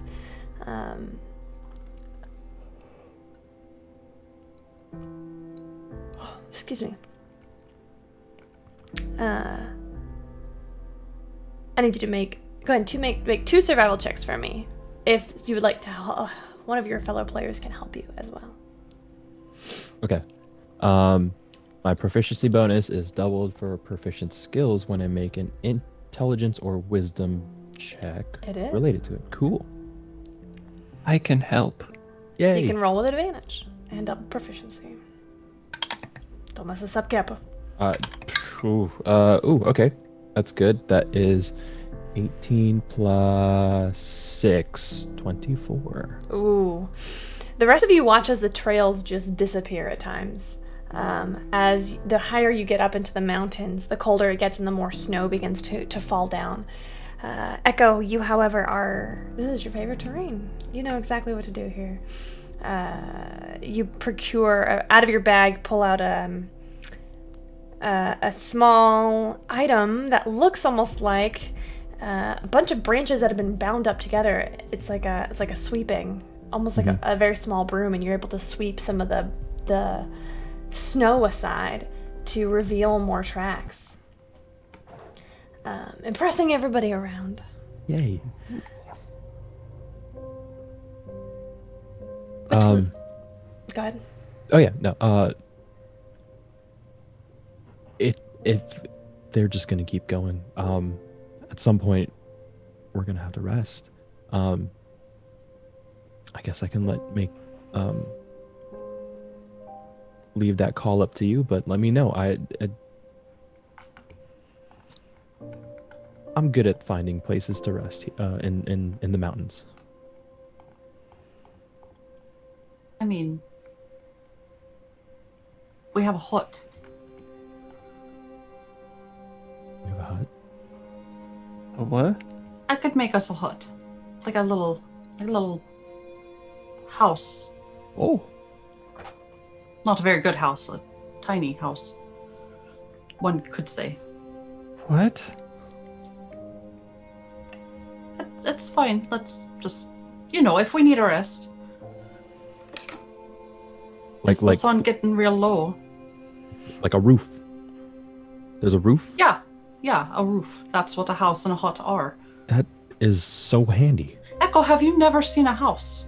You were just I mean, in one. I've seen a house. I've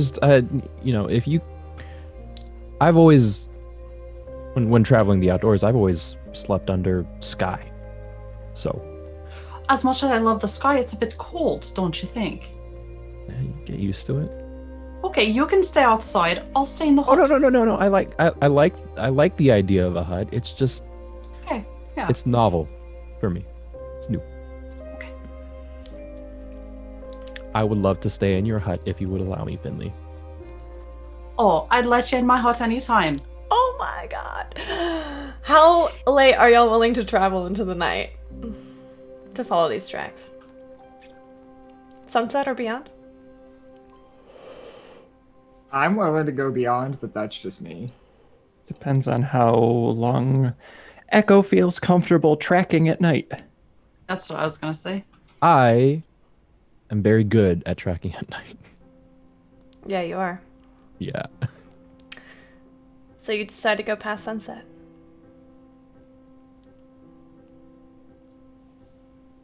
That's the Apparently. feeling. That seems to be the consensus. Let me get a perception check from everybody.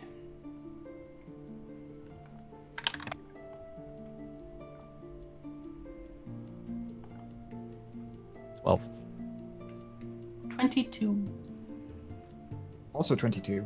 I'm so excited about this. I am so excited about this. What? 5. Knew it. Devereaux and Finley don't have dark vision, am I correct? I do. Oh wait, no, I have. yeah, you do. Yeah, I do. Yeah, you have infinite. I do have infinite. Oh, that's right, because you're See, a Twilight cleric. Everything. That's fucking crazy.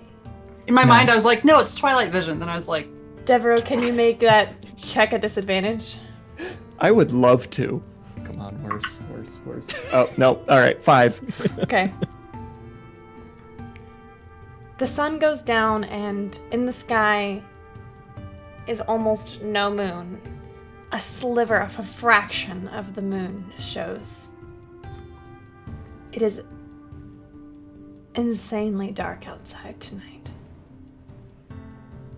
Finley, you have perfect vision, but the rest of you, even with dark vision, struggle to see.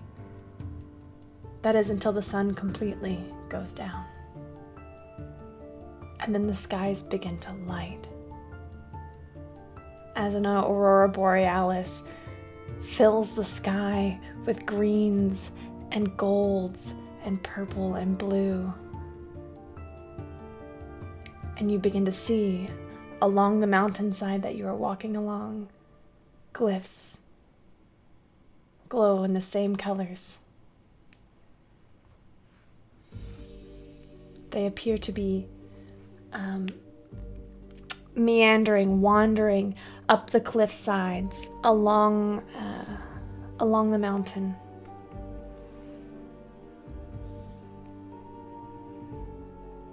What would y'all like to do?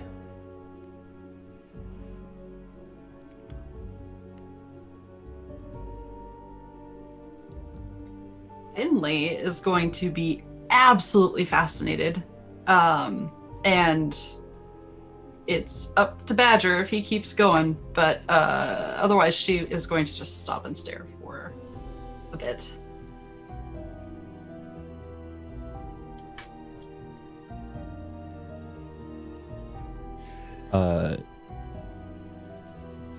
Echo will keep going, but then after a ways notice that Finley has kind of stopped before getting too far and go, oh, I guess we're taking a break.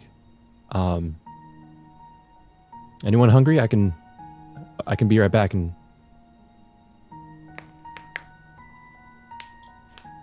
And what? I'll be back with whatever, good stuff to eat. We've been going at it for a while. It's just so pretty. Should I make a fire? Yeah. Okay.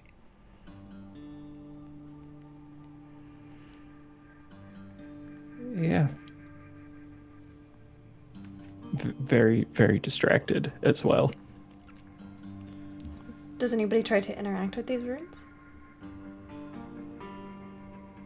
I was still distracted by the aurora. I wasn't really paying attention that there's runes.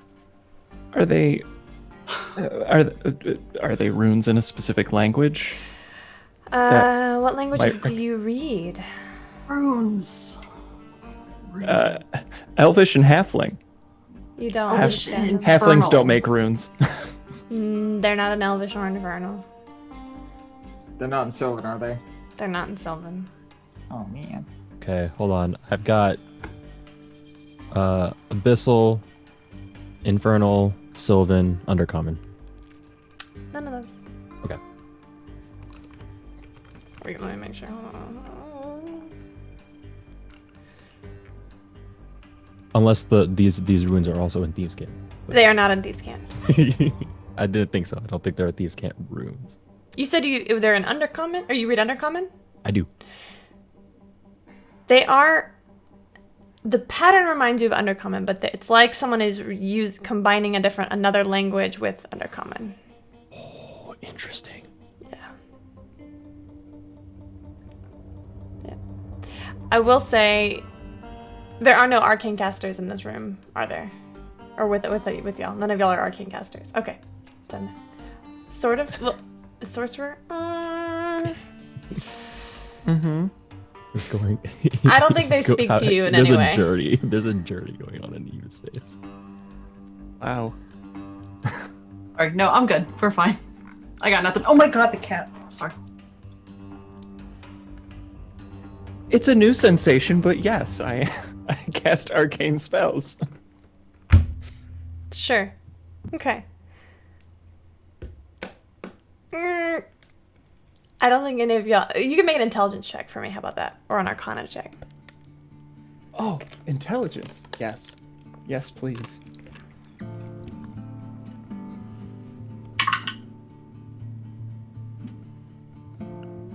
Do I like that one? You know what? Fuck it. I still have it. I'm just going to take that crit. Okay. Would you like to use your 3 advantages or your crit? I'll use my crit. Crit. Crit. What does that bring you to on an intelligence check? 23. They are in some sort of perverted draconic. Ew. It's some sort of perverted draconic.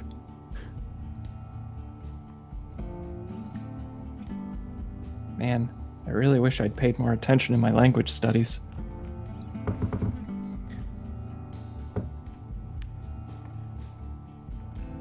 But you can't. What does perverted draconic mean? Like, it's bad writing or? Altered. Yes.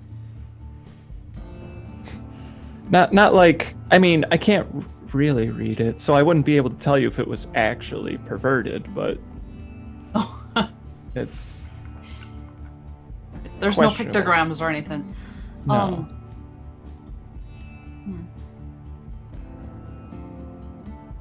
Let's see, what would dragons talk about?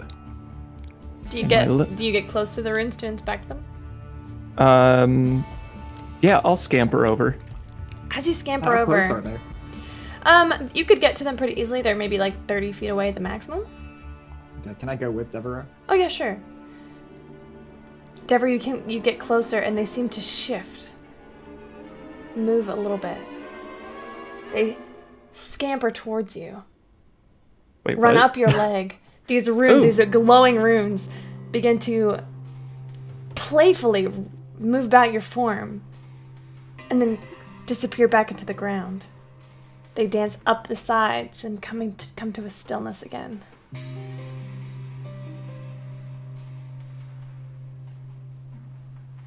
Did everyone else see that? Did we? Yeah? You I hear think we did. You hear faint giggling in the back of your head, sort of almost behind you, but if you look, there's no one there.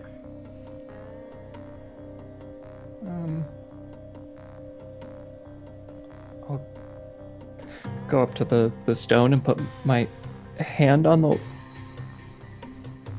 surface where the runes are.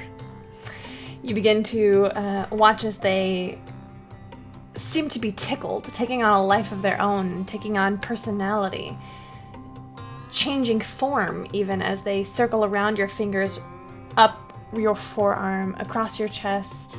You begin to glow with them. And you swear the Aurora Borealis above you begins to glow brighter, even just a little bit. I use Divine Sense real fast. Yes. All right. What's the range on Are that? they? That is 60 feet for Celestial, Fey, Fiend, and Undead. These do not register. These runes do not register as any of those.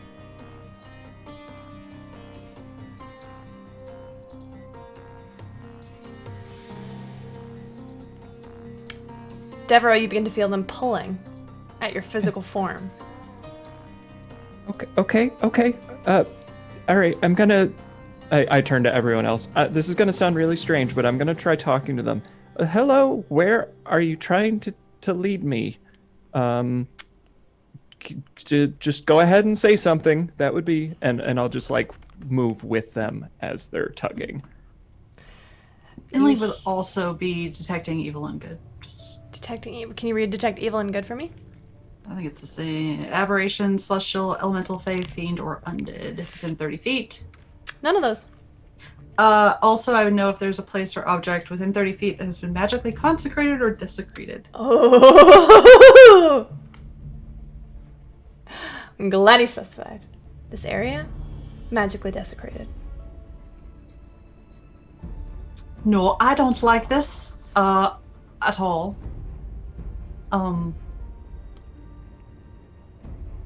I would. Wait. Let me make sure I use the right word. Hold on. Let me look it up. Hold on. It might be consecrated. Hold on. Big difference. At this point, can Echo come back with twice the amount of winter berries? Oh yeah, sure. And notice. Oh, Yeah, welcome, Echo. We're having a bit of a time. you know how you know that saying about the White Cliffs and how there's nothing up here? There's something up here, apparently. Oh, And- thanks. Are you Devereaux, are you okay? Yeah, never better. This is this is an experience. We're going somewhere. This is fine.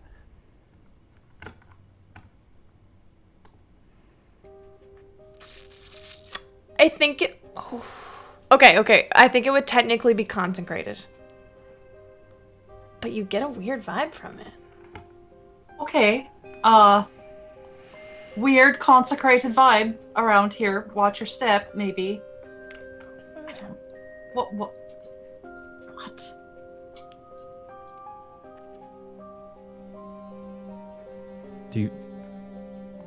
Does it feel like evil? Does it feel bad? Make No, it feel. consecrate is the good one.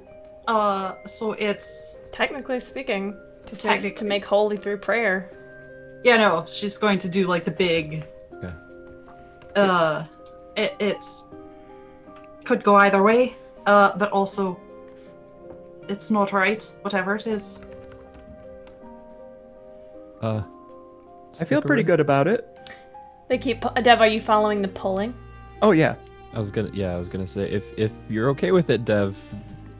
I'm go with it. already just going. Oh, okay, I'll save these for later. And Before they get too far, I would like to Shield of Faith. It's not going to be as shimmery as any of the Aurora, but just a little extra shine for a moment. Okay. Shield of Faith, you said? Yes. Okay.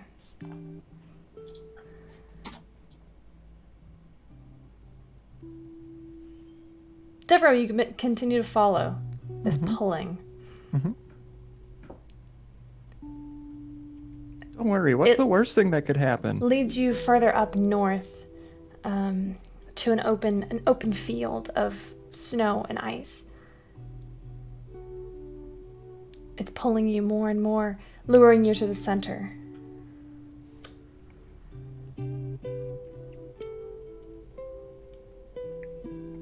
Keep following straight to the middle.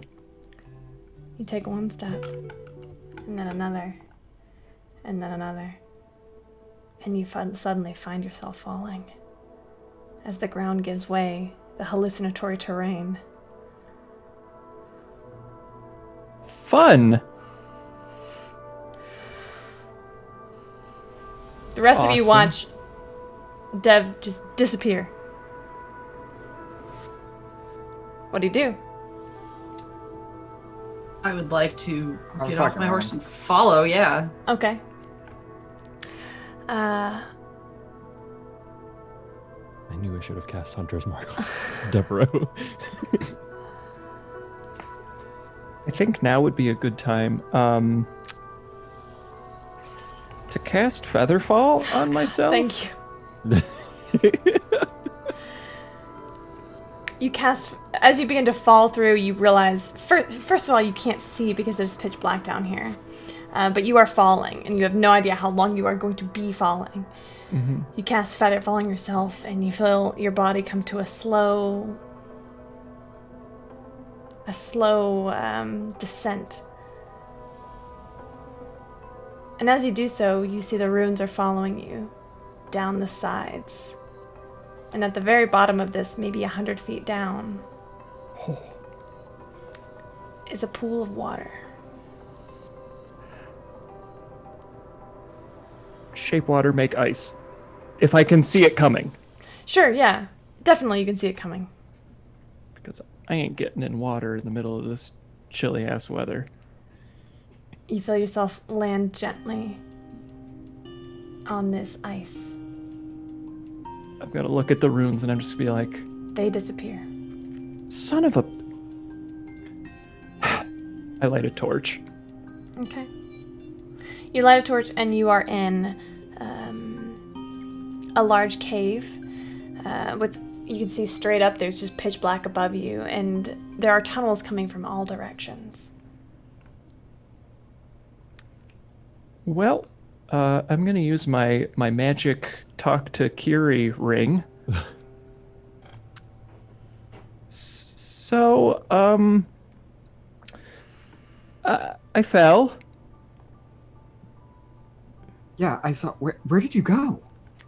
There is, and I look up. Can I see the Borealis up? It's pretty Overhead? far. It's pretty far. I don't know how far I fell, but I'm safe.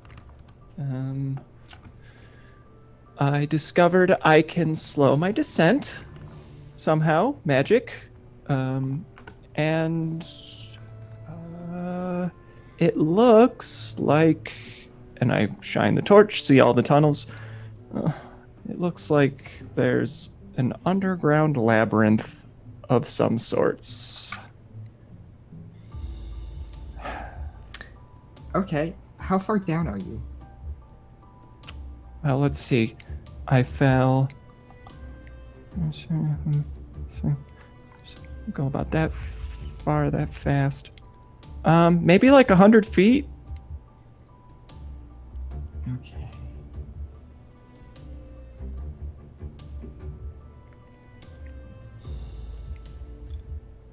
And I can't fly, so. Yeah, I wasn't counting on that. For all the good those feathers are doing us. Yeah, I know, right?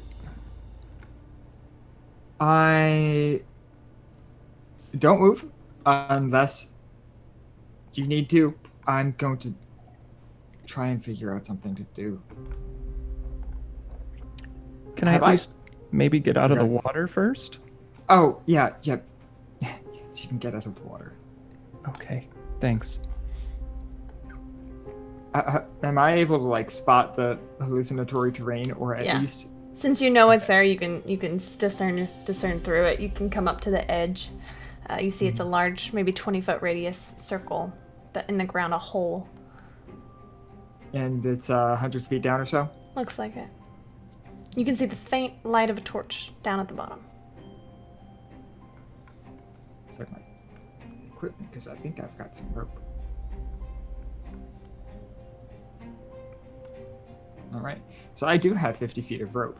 I'm going to turn to the others. I've got about half the rope I would need to throw down there to Devereaux. Does anybody else have some rope? Assuming mine was in my backpack, I would. I have 50 feet. Right. So 50 feet of rope. I'll tie a knot and then yell down to Devereaux and toss the rope over. Devereaux, you watch falling from the same way you did. A rope descends. Dev, do you think you can reach that? Probably. Do I still feel that tugging? No. Are y'all still using the ring, or Now I'm just yelling. okay? So we know they're okay. Gotcha. I mean, yeah, I can reach it. I'll walk over to the rope and kind of tug on it a little bit. You feel a tug at the top, Kiri. All right, I'm gonna start trying to pull them up. But, and then I let go. There's a lot of neat tunnels down here. Dev, I understand where you're coming from, but let's just all get on the same level of ground so we can figure out tunnel exploration Well- into how we want to prioritize that as compared to, what was it, dispensing justice? Oh yeah, dispense it. Okay, and I'll grab the rope. I'm sorry, I completely got sidetracked. It's okay. We're getting you up. It'll be fine. I'm gonna pull Devereaux up. Before that, or while that conversation is happening, leaning over to Finley and just, side note, do you think it's a little suspicious that there's an illusory hole up here? But yeah, they're never good. I stopped. Concern, Echo. Big concern. I stopped tracking, but give me a sec, and I'm gonna try and pick up where the trail left off, and see if it leads anywhere near the hole. Similarly, I would like to fly up 30 feet and see if there's anything I can spot from the air. Fly, did you say? I did say that. How are you flying, Finley? I'm going to take a step up as though I'm stepping onto an actual step, and then just sort of boost myself up a little bit and not stop until I hit 30 feet. As you fly up, you watch Echo turn. And Echo, you see this in the back of your head? Or the back of your peripheral? Back of my head. Yeah. You see Finley just whoop, Mary Poppins that shit. Gonna ask about that later. Sure. Oh no, that's Echo note to self. Ask about that later. Hold on. But Oh, sorry. Echo, you return back to where you were and you find that the trail leads the opposite way.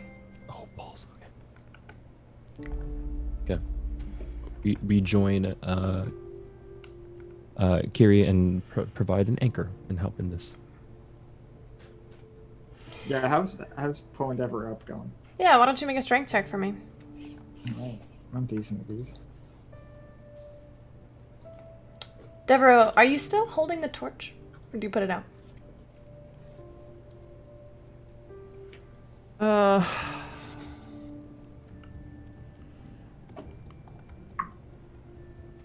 I'd have put it out to ascend and just grabbed on with both hands. Is this straight strength or athletics? Whichever you'd like it to be. All right, I'm proficient in athletics, so I take that for 22 total. Okay, yeah, it's pretty solid. Your very good friend is quite light, and you are very strong. Finley, it's pretty amazing. Such a small Eladrin like Kiri is able to. You watch their muscles kind of like, I don't say bulge is not the right word, but activate as they are pulling their friend up out of this pit. Devereaux, you put the torch out. And you begin to... You move across the water, across the ice. Which this pool of ice, you notice, is massive. Maybe 30 feet in diameter. And it doesn't seem to have a bottom that you can see. You take, 20 steps forward to grab onto this rope. And as you climb up, you get to the point where you can see... You're like against the wall.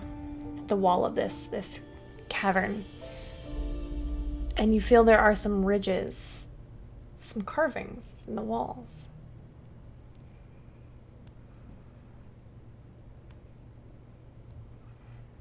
Wait, and I call up. Wait, is something wrong? No, nothing wrong. And I'll pull the torch back out and use prestidigitation. Wow, the spell to relight it and see if I can see what the carvings are with light. The very first thing that you see, it's right in front of you. It's quite small. It's an eye carved into the wall, and you see there's another one right here and another. And as you bring your torch to look around, there are 1,000 eyes carved into these walls.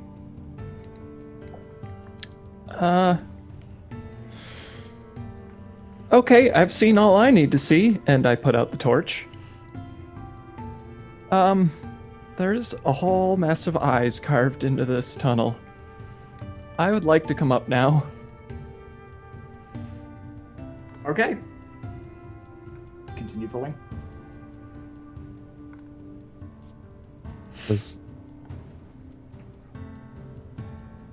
Does the eyes match the what little I know of the Voidwalker aesthetic? You can't really see it from where you are. Solid question, though. I mean, I heard about the eyes, though. Sure, yeah. I'm sure if you could get Devereaux to scrawl it out for you, we could come up with an answer. But you are on your way back from checking the trail. Through all this hubbub, you all notice that the Aurora Borealis is gone.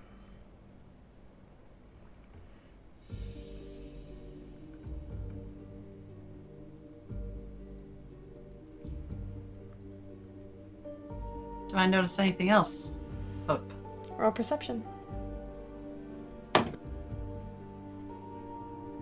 14. Not especially. I will descend. Okay. You see that you are sort of along... I will say you do see you are sort of along a trail that butts up against mountains. So you could maybe hike up to the next highest layer of mountain trail, and maybe another higher layer of mountain trail, just making your way up the mountain, up the White Cliffs, if you would like.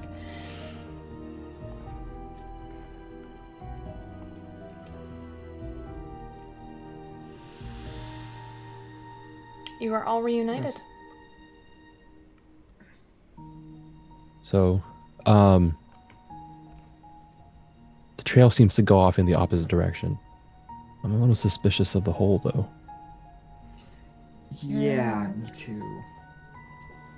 Why? Just-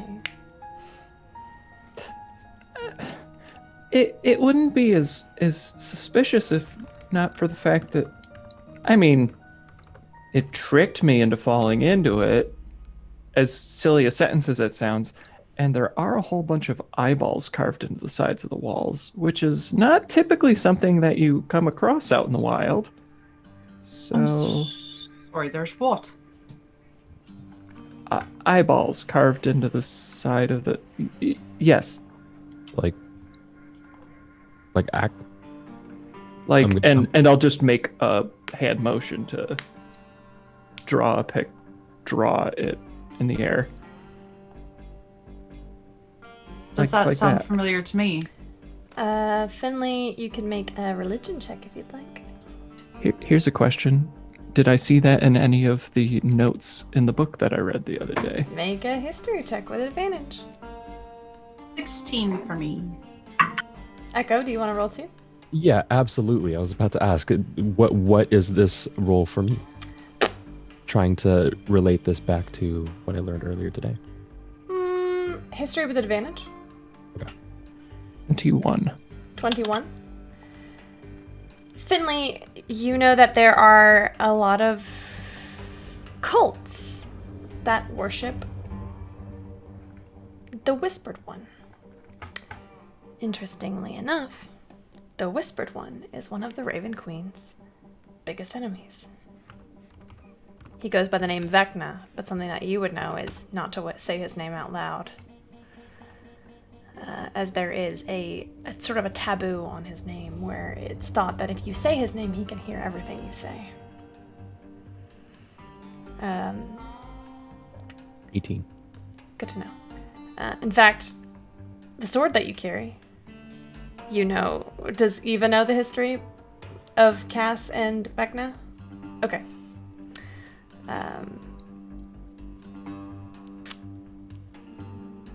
Devereaux, you have seen these same inscriptions within Home Slice's journal. Ovar's journal.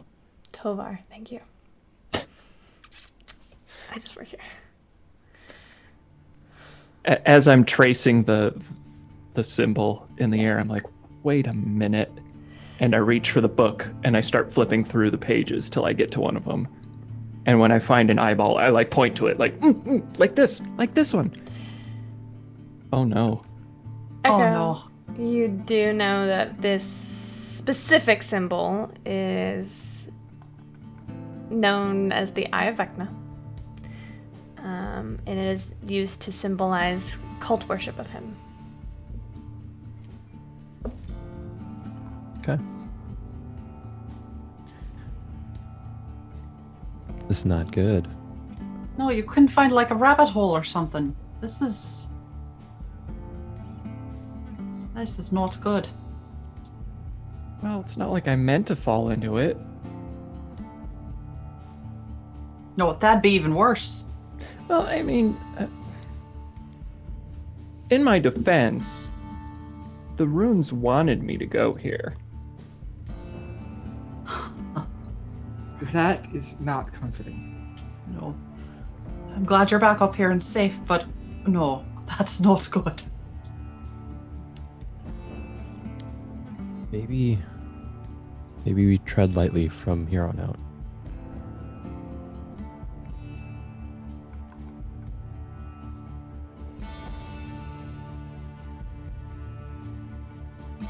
What would you like So we to keep do? going.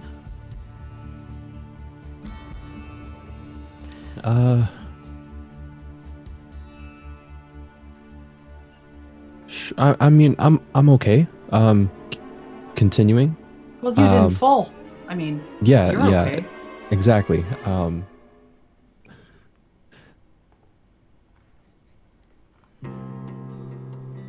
I look over. Just kind of looking over at Devereaux. You're the one that fell. You will notice that I am completely unfazed. Like, I'm just kind of like hands in my pocket, like humming and looking around. Like, what? How'd you do with that food, anyways? Oh, sure. And I have an assortment of mountainous berries, a couple of roots that you can chew on. Gives off this sort of sweet flavor. Are you serious? Okay. As delightful as that sounds, maybe let's not have a picnic, you know, right here. I Maybe wouldn't we could- call that food a picnic. No. That's impossible with this assortment. Okay, well, I know there's not a bottle of wine, but either way, this isn't, you know, perhaps the best place to loiter if we're going to have a meal or sleep or anything like that. Okay. I have to say, I'm a little curious now. I have a lot of questions. I don't know. Do you want to go down there and explore now? Maybe not now, but I think, if nothing else but for the fact that you're carrying that and sort of indicate the sword, it might be worth taking a look at. I don't disagree. I'm just not sure sleeping atop it is... Oh, no, this would be a terrible place to sleep. I agree with you. Yeah, that's all. I just don't think we should leave this part of the world without taking a look. Well, I didn't think we were gonna, you know, go to bed in Quan Mall. I think it's more of a, like, a couple 100 feet that way, or, you know, a quarter mile or something. Oh, yeah. Are we sure. metric? I don't even know. And anyway, the person we're following is that way. Yeah. I just figured there would be some nice things to snack on. I think a snack is delightful.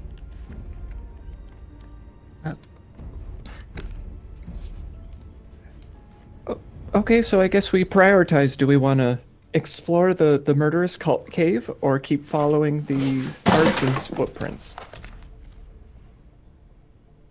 Well, I don't know as it's much of a coincidence that they sort of cross paths. Right? So, I think unless something really weird is going on, I think we can safely assume that the cave isn't going anywhere. So it might be worth. Stars, I hope not. Okay, so we make a hut, we have a snack, and then we go to bed. It's been a long day. I don't know as pressing on much through the night is going to do anyone much good. Agreed. And then we stylishly dispense justice. And then Absolutely. Okay. Some of these berries make quite a nice stew. I find that hard to believe. They're so small. It's much nicer than just plain berries. And that's why I got a bunch of them. All right. I'll see what I can do with them. Can I set a bunch of like stakes in the ground or something similar, like right in front of this cave, so that if the hallucinatory terrain is still there when we come back, we have like, oh, there's this sort of bullshit fence. Oh, yeah, we sure. made last time. Definitely.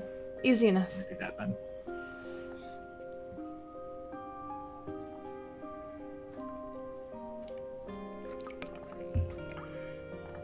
Where would y'all like to set up camp?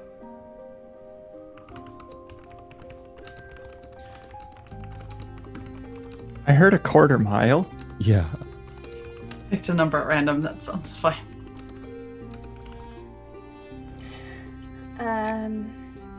Yeah, maybe like 10 minutes away from this hole.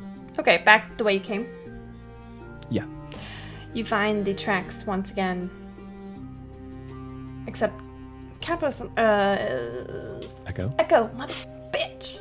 Something's a little off. Make a survival check with advantage because you've already seen these tracks. That was bad. That was a 3. That's an 11. You have advantages. Yeah, 14. Would you like to use an advantage or keep that score? I will use an advantage. Okay. That was worse. Oh, 14 total. there's another set of tracks. Oh no. Yeah. They stopped. They come up right to where you all took the other way, and they stop. And then they go back.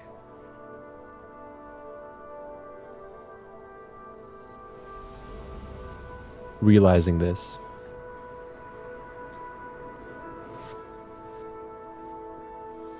someone's following us.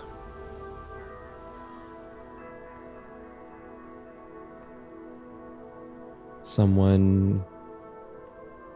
Look, these tracks are fresher than what we left behind. They come up, they go back, down the way we came. Can't tell anything about these tracks. Make a survival check.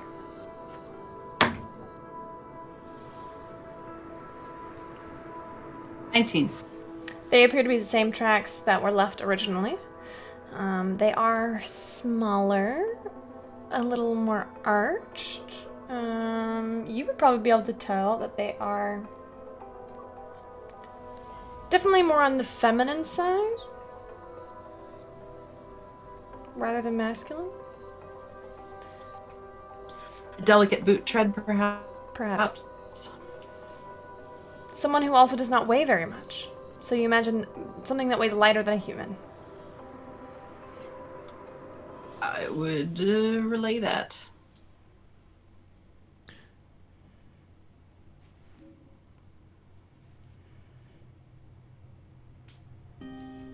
I'm inclined to find out what's following us, but that takes us in the opposite direction of where we're going. So you've come to like a fork. This way to the right is the hole. To the left are the original tracks, and the extra set of tracks go to the left. Oh, Yeah. my bad. I misread that No worries. as a player. I could have made it So clearer. there's another set. I think so. So instead, it looks like someone came up, Looked at and your then- tracks and then went back. and went back. Okay. Ooh. Like Someone they know know- we're coming. So instead of we're being followed, it would have been more like someone knows we're here. Yes. There we go. So we don't have time for a snack or a hut, huh? Not if we want to be safe.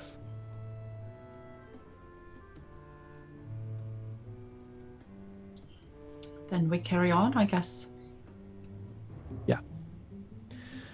She'll hold her hand out for a couple berries, though. You holds the sort of berry sack open and take a handful. Thank you.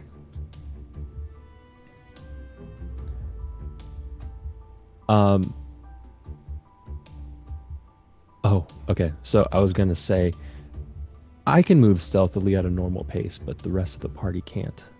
They can if they're with you. Fuck it. I don't know. I was gonna offer to scout ahead. Oh, that's a good idea. That's something that we're interested in. Have an idea of what we're getting into sounds good to me. Yeah.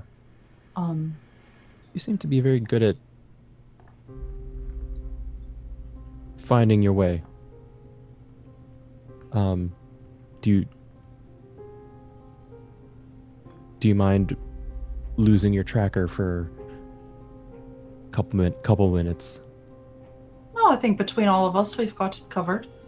I don't know. Yeah, we'll be okay. Okay. How open is it? Like, is it a lot of trees? Is it a lot of underbrush? Here it's snowy. It's very snowy. The more north you look, it's a steep upward of mountainous terrain. To the leftward, it gets more and more forested. So you're right in this sweet spot between the two.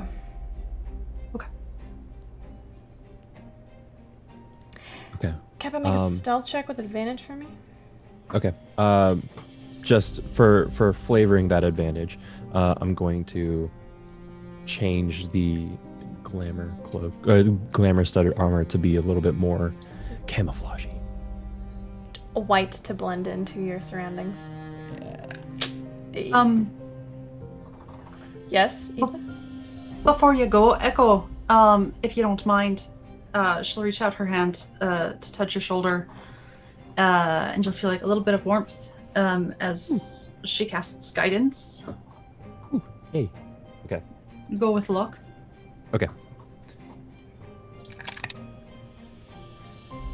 That is 13 plus 4, 17 plus 8. 25. Jesus Christ. Sure. Yeah, okay. All right, Rogue. It is quiet as you make your way apart from the group and begin to move silently, stealthily towards following these tracks. You see the mountain sort of give way a little bit a few times and come in and out and in, sort of as if a winding trail has been carved here. And then on the next inlet, maybe 5 minutes away from your party, you notice a cavern opening.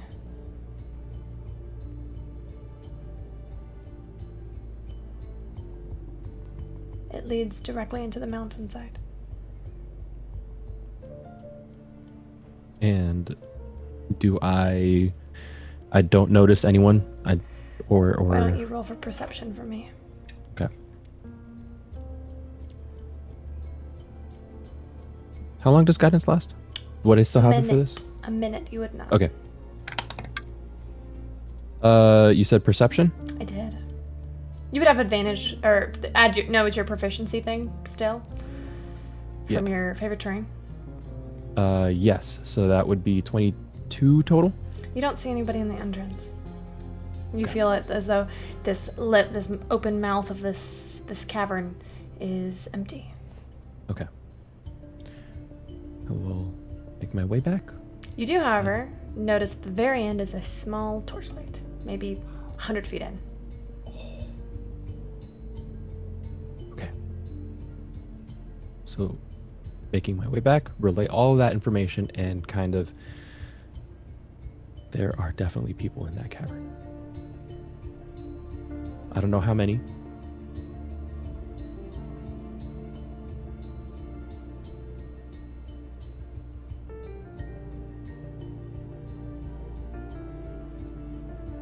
If we go in here and it's a fight, are we okay with that?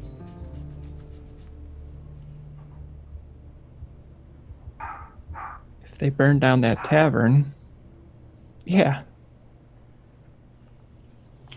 I just have to ask, is there any sort of situation you'll find yourselves in that doesn't progressively get worse? But no, I'm fine with a fight. That's... Definitely shake my head vigorously when you ask that question, even if it was rhetorical. Yeah, I have to think for a minute, but then no.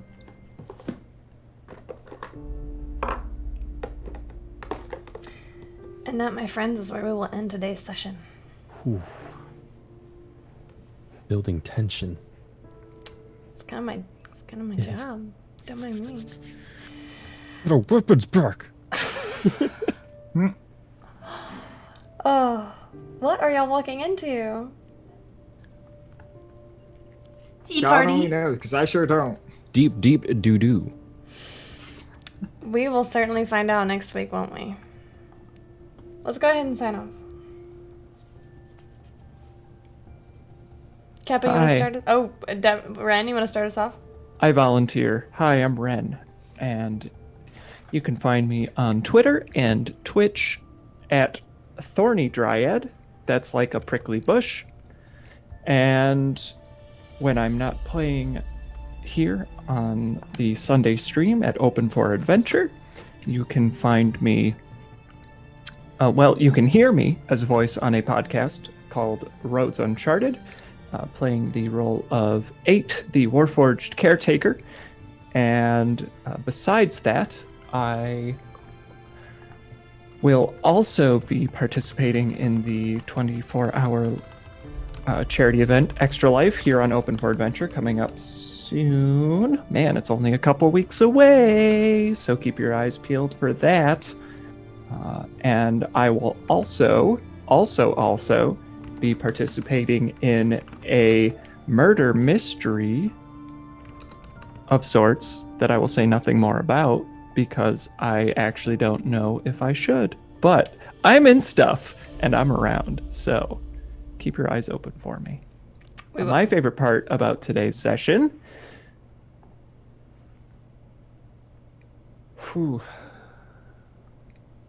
My favorite part about today's session was talking with Kiri.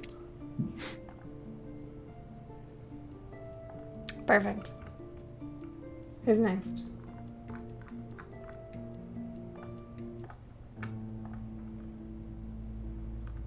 Children. All right. Oh God, Steve. Hi, I'm Eva. I like to kick my cat under the desk as I play. You can find me on most places at the Eva Serate, except for Twitch, which I'm Eva Serate, which is like eviscerate. You can also find me tomorrow on my channel with a bunch of fine folks playing 10 Candles. We're going to cry. We're just going to cry the whole time. It's fine. Also doing Extra Life, also doing Mystery Train Project. My favorite moment, which I've underlined multiple times, is also Kiri and Dev. I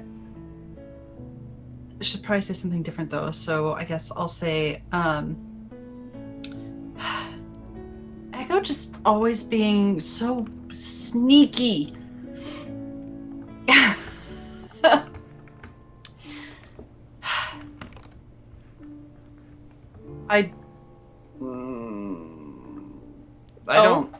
I don't know the date, time, location. So anyway, that's it. I'm done. That's all I got. All right. Who's next? Oh, you got me, Kappa. You got me. Hello, everybody. Hi, my name is Alex. I had a great pleasure playing Kiri tonight. You would normally be able to find me on Saturday nights at 8:30 Eastern running a game of Numenera. However, we will be off for the next 3 weeks. Kappa can tell you more about the next week. We will be off. The first week of November, we will be off to accommodate the 24-hour Extra Life stream. And on Halloween, I have plans. So no Numenera for the next 3 weeks, but we will be returning in November to round out the second half of our first season. Even though that's off for the next 3 weeks, I will still be here for the next 3 weeks, to my knowledge. So yeah, definitely come catch me doing this, and you can find me on Twitter at AxolotlCure. My favorite part of the session was Echo showing up with a bunch of berries, being so pleased with himself, and just knowing, and eventually seeing Dev's dissatisfaction with it. Like, It's like I knew it was coming, and it was still better than I expected it to be. It was. Oh, I love that moment. That was good. Last but not least. Hello, my name is Kappa. I also go by Christian. You can find me on Twitter at the Kappa Chris. And oh man, okay, so I've got a lot going on, y'all. I'll go with my regularly scheduled stuff. So Alex mentioned the Numenera campaign. I'm in that Saturdays, 8:30 Eastern, 5:30 Pacific, 3:30 Central. I'm also here this stream every Sunday. Wednesday nights at 6 p.m. Pacific. Our D&D Star Wars 5e themed campaign is coming off hiatus, and so you can catch me there around 6 p.m. Like I said, 6 p.m. Pacific on Kevin Kudo's Twitch channel, which is at KCOUTOVA on Twitch.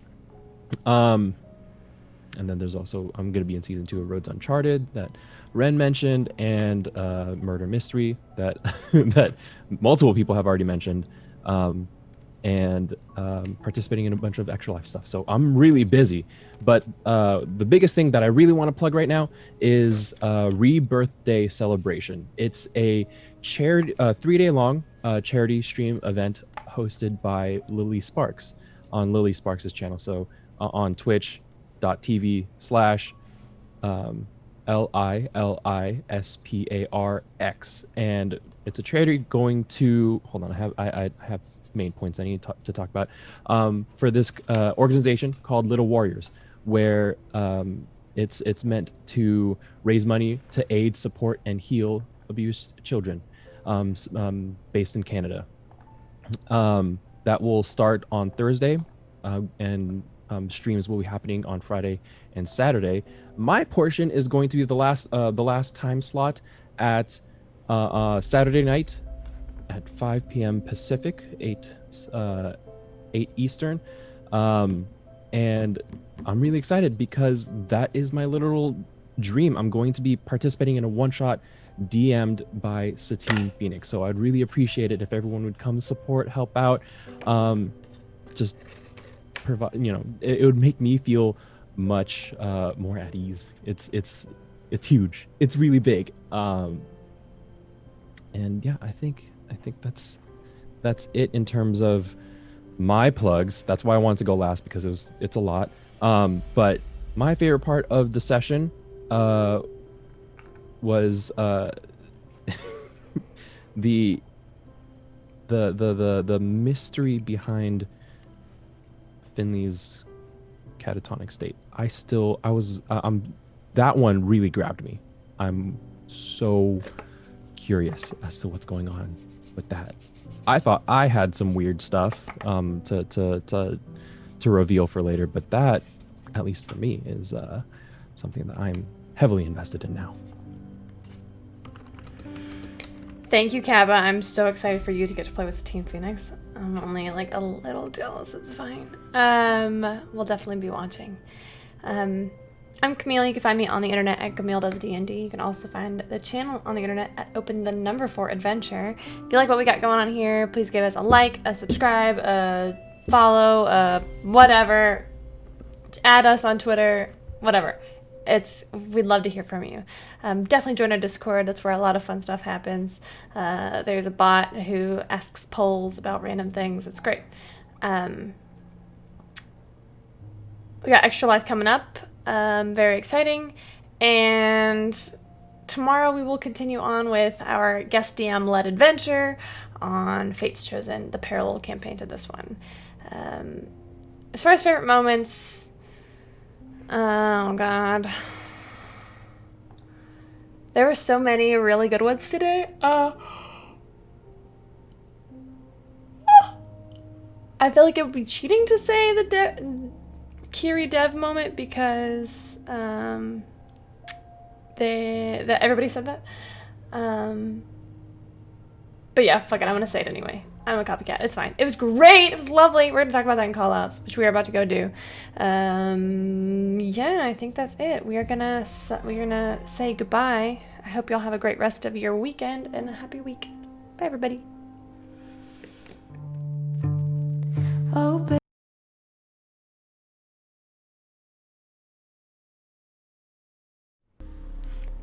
Warm fuzzies.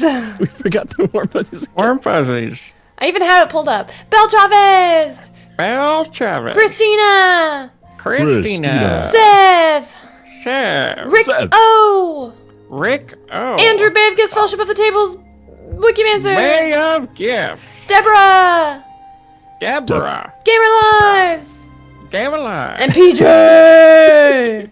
PJ. Okay. Bye, everybody.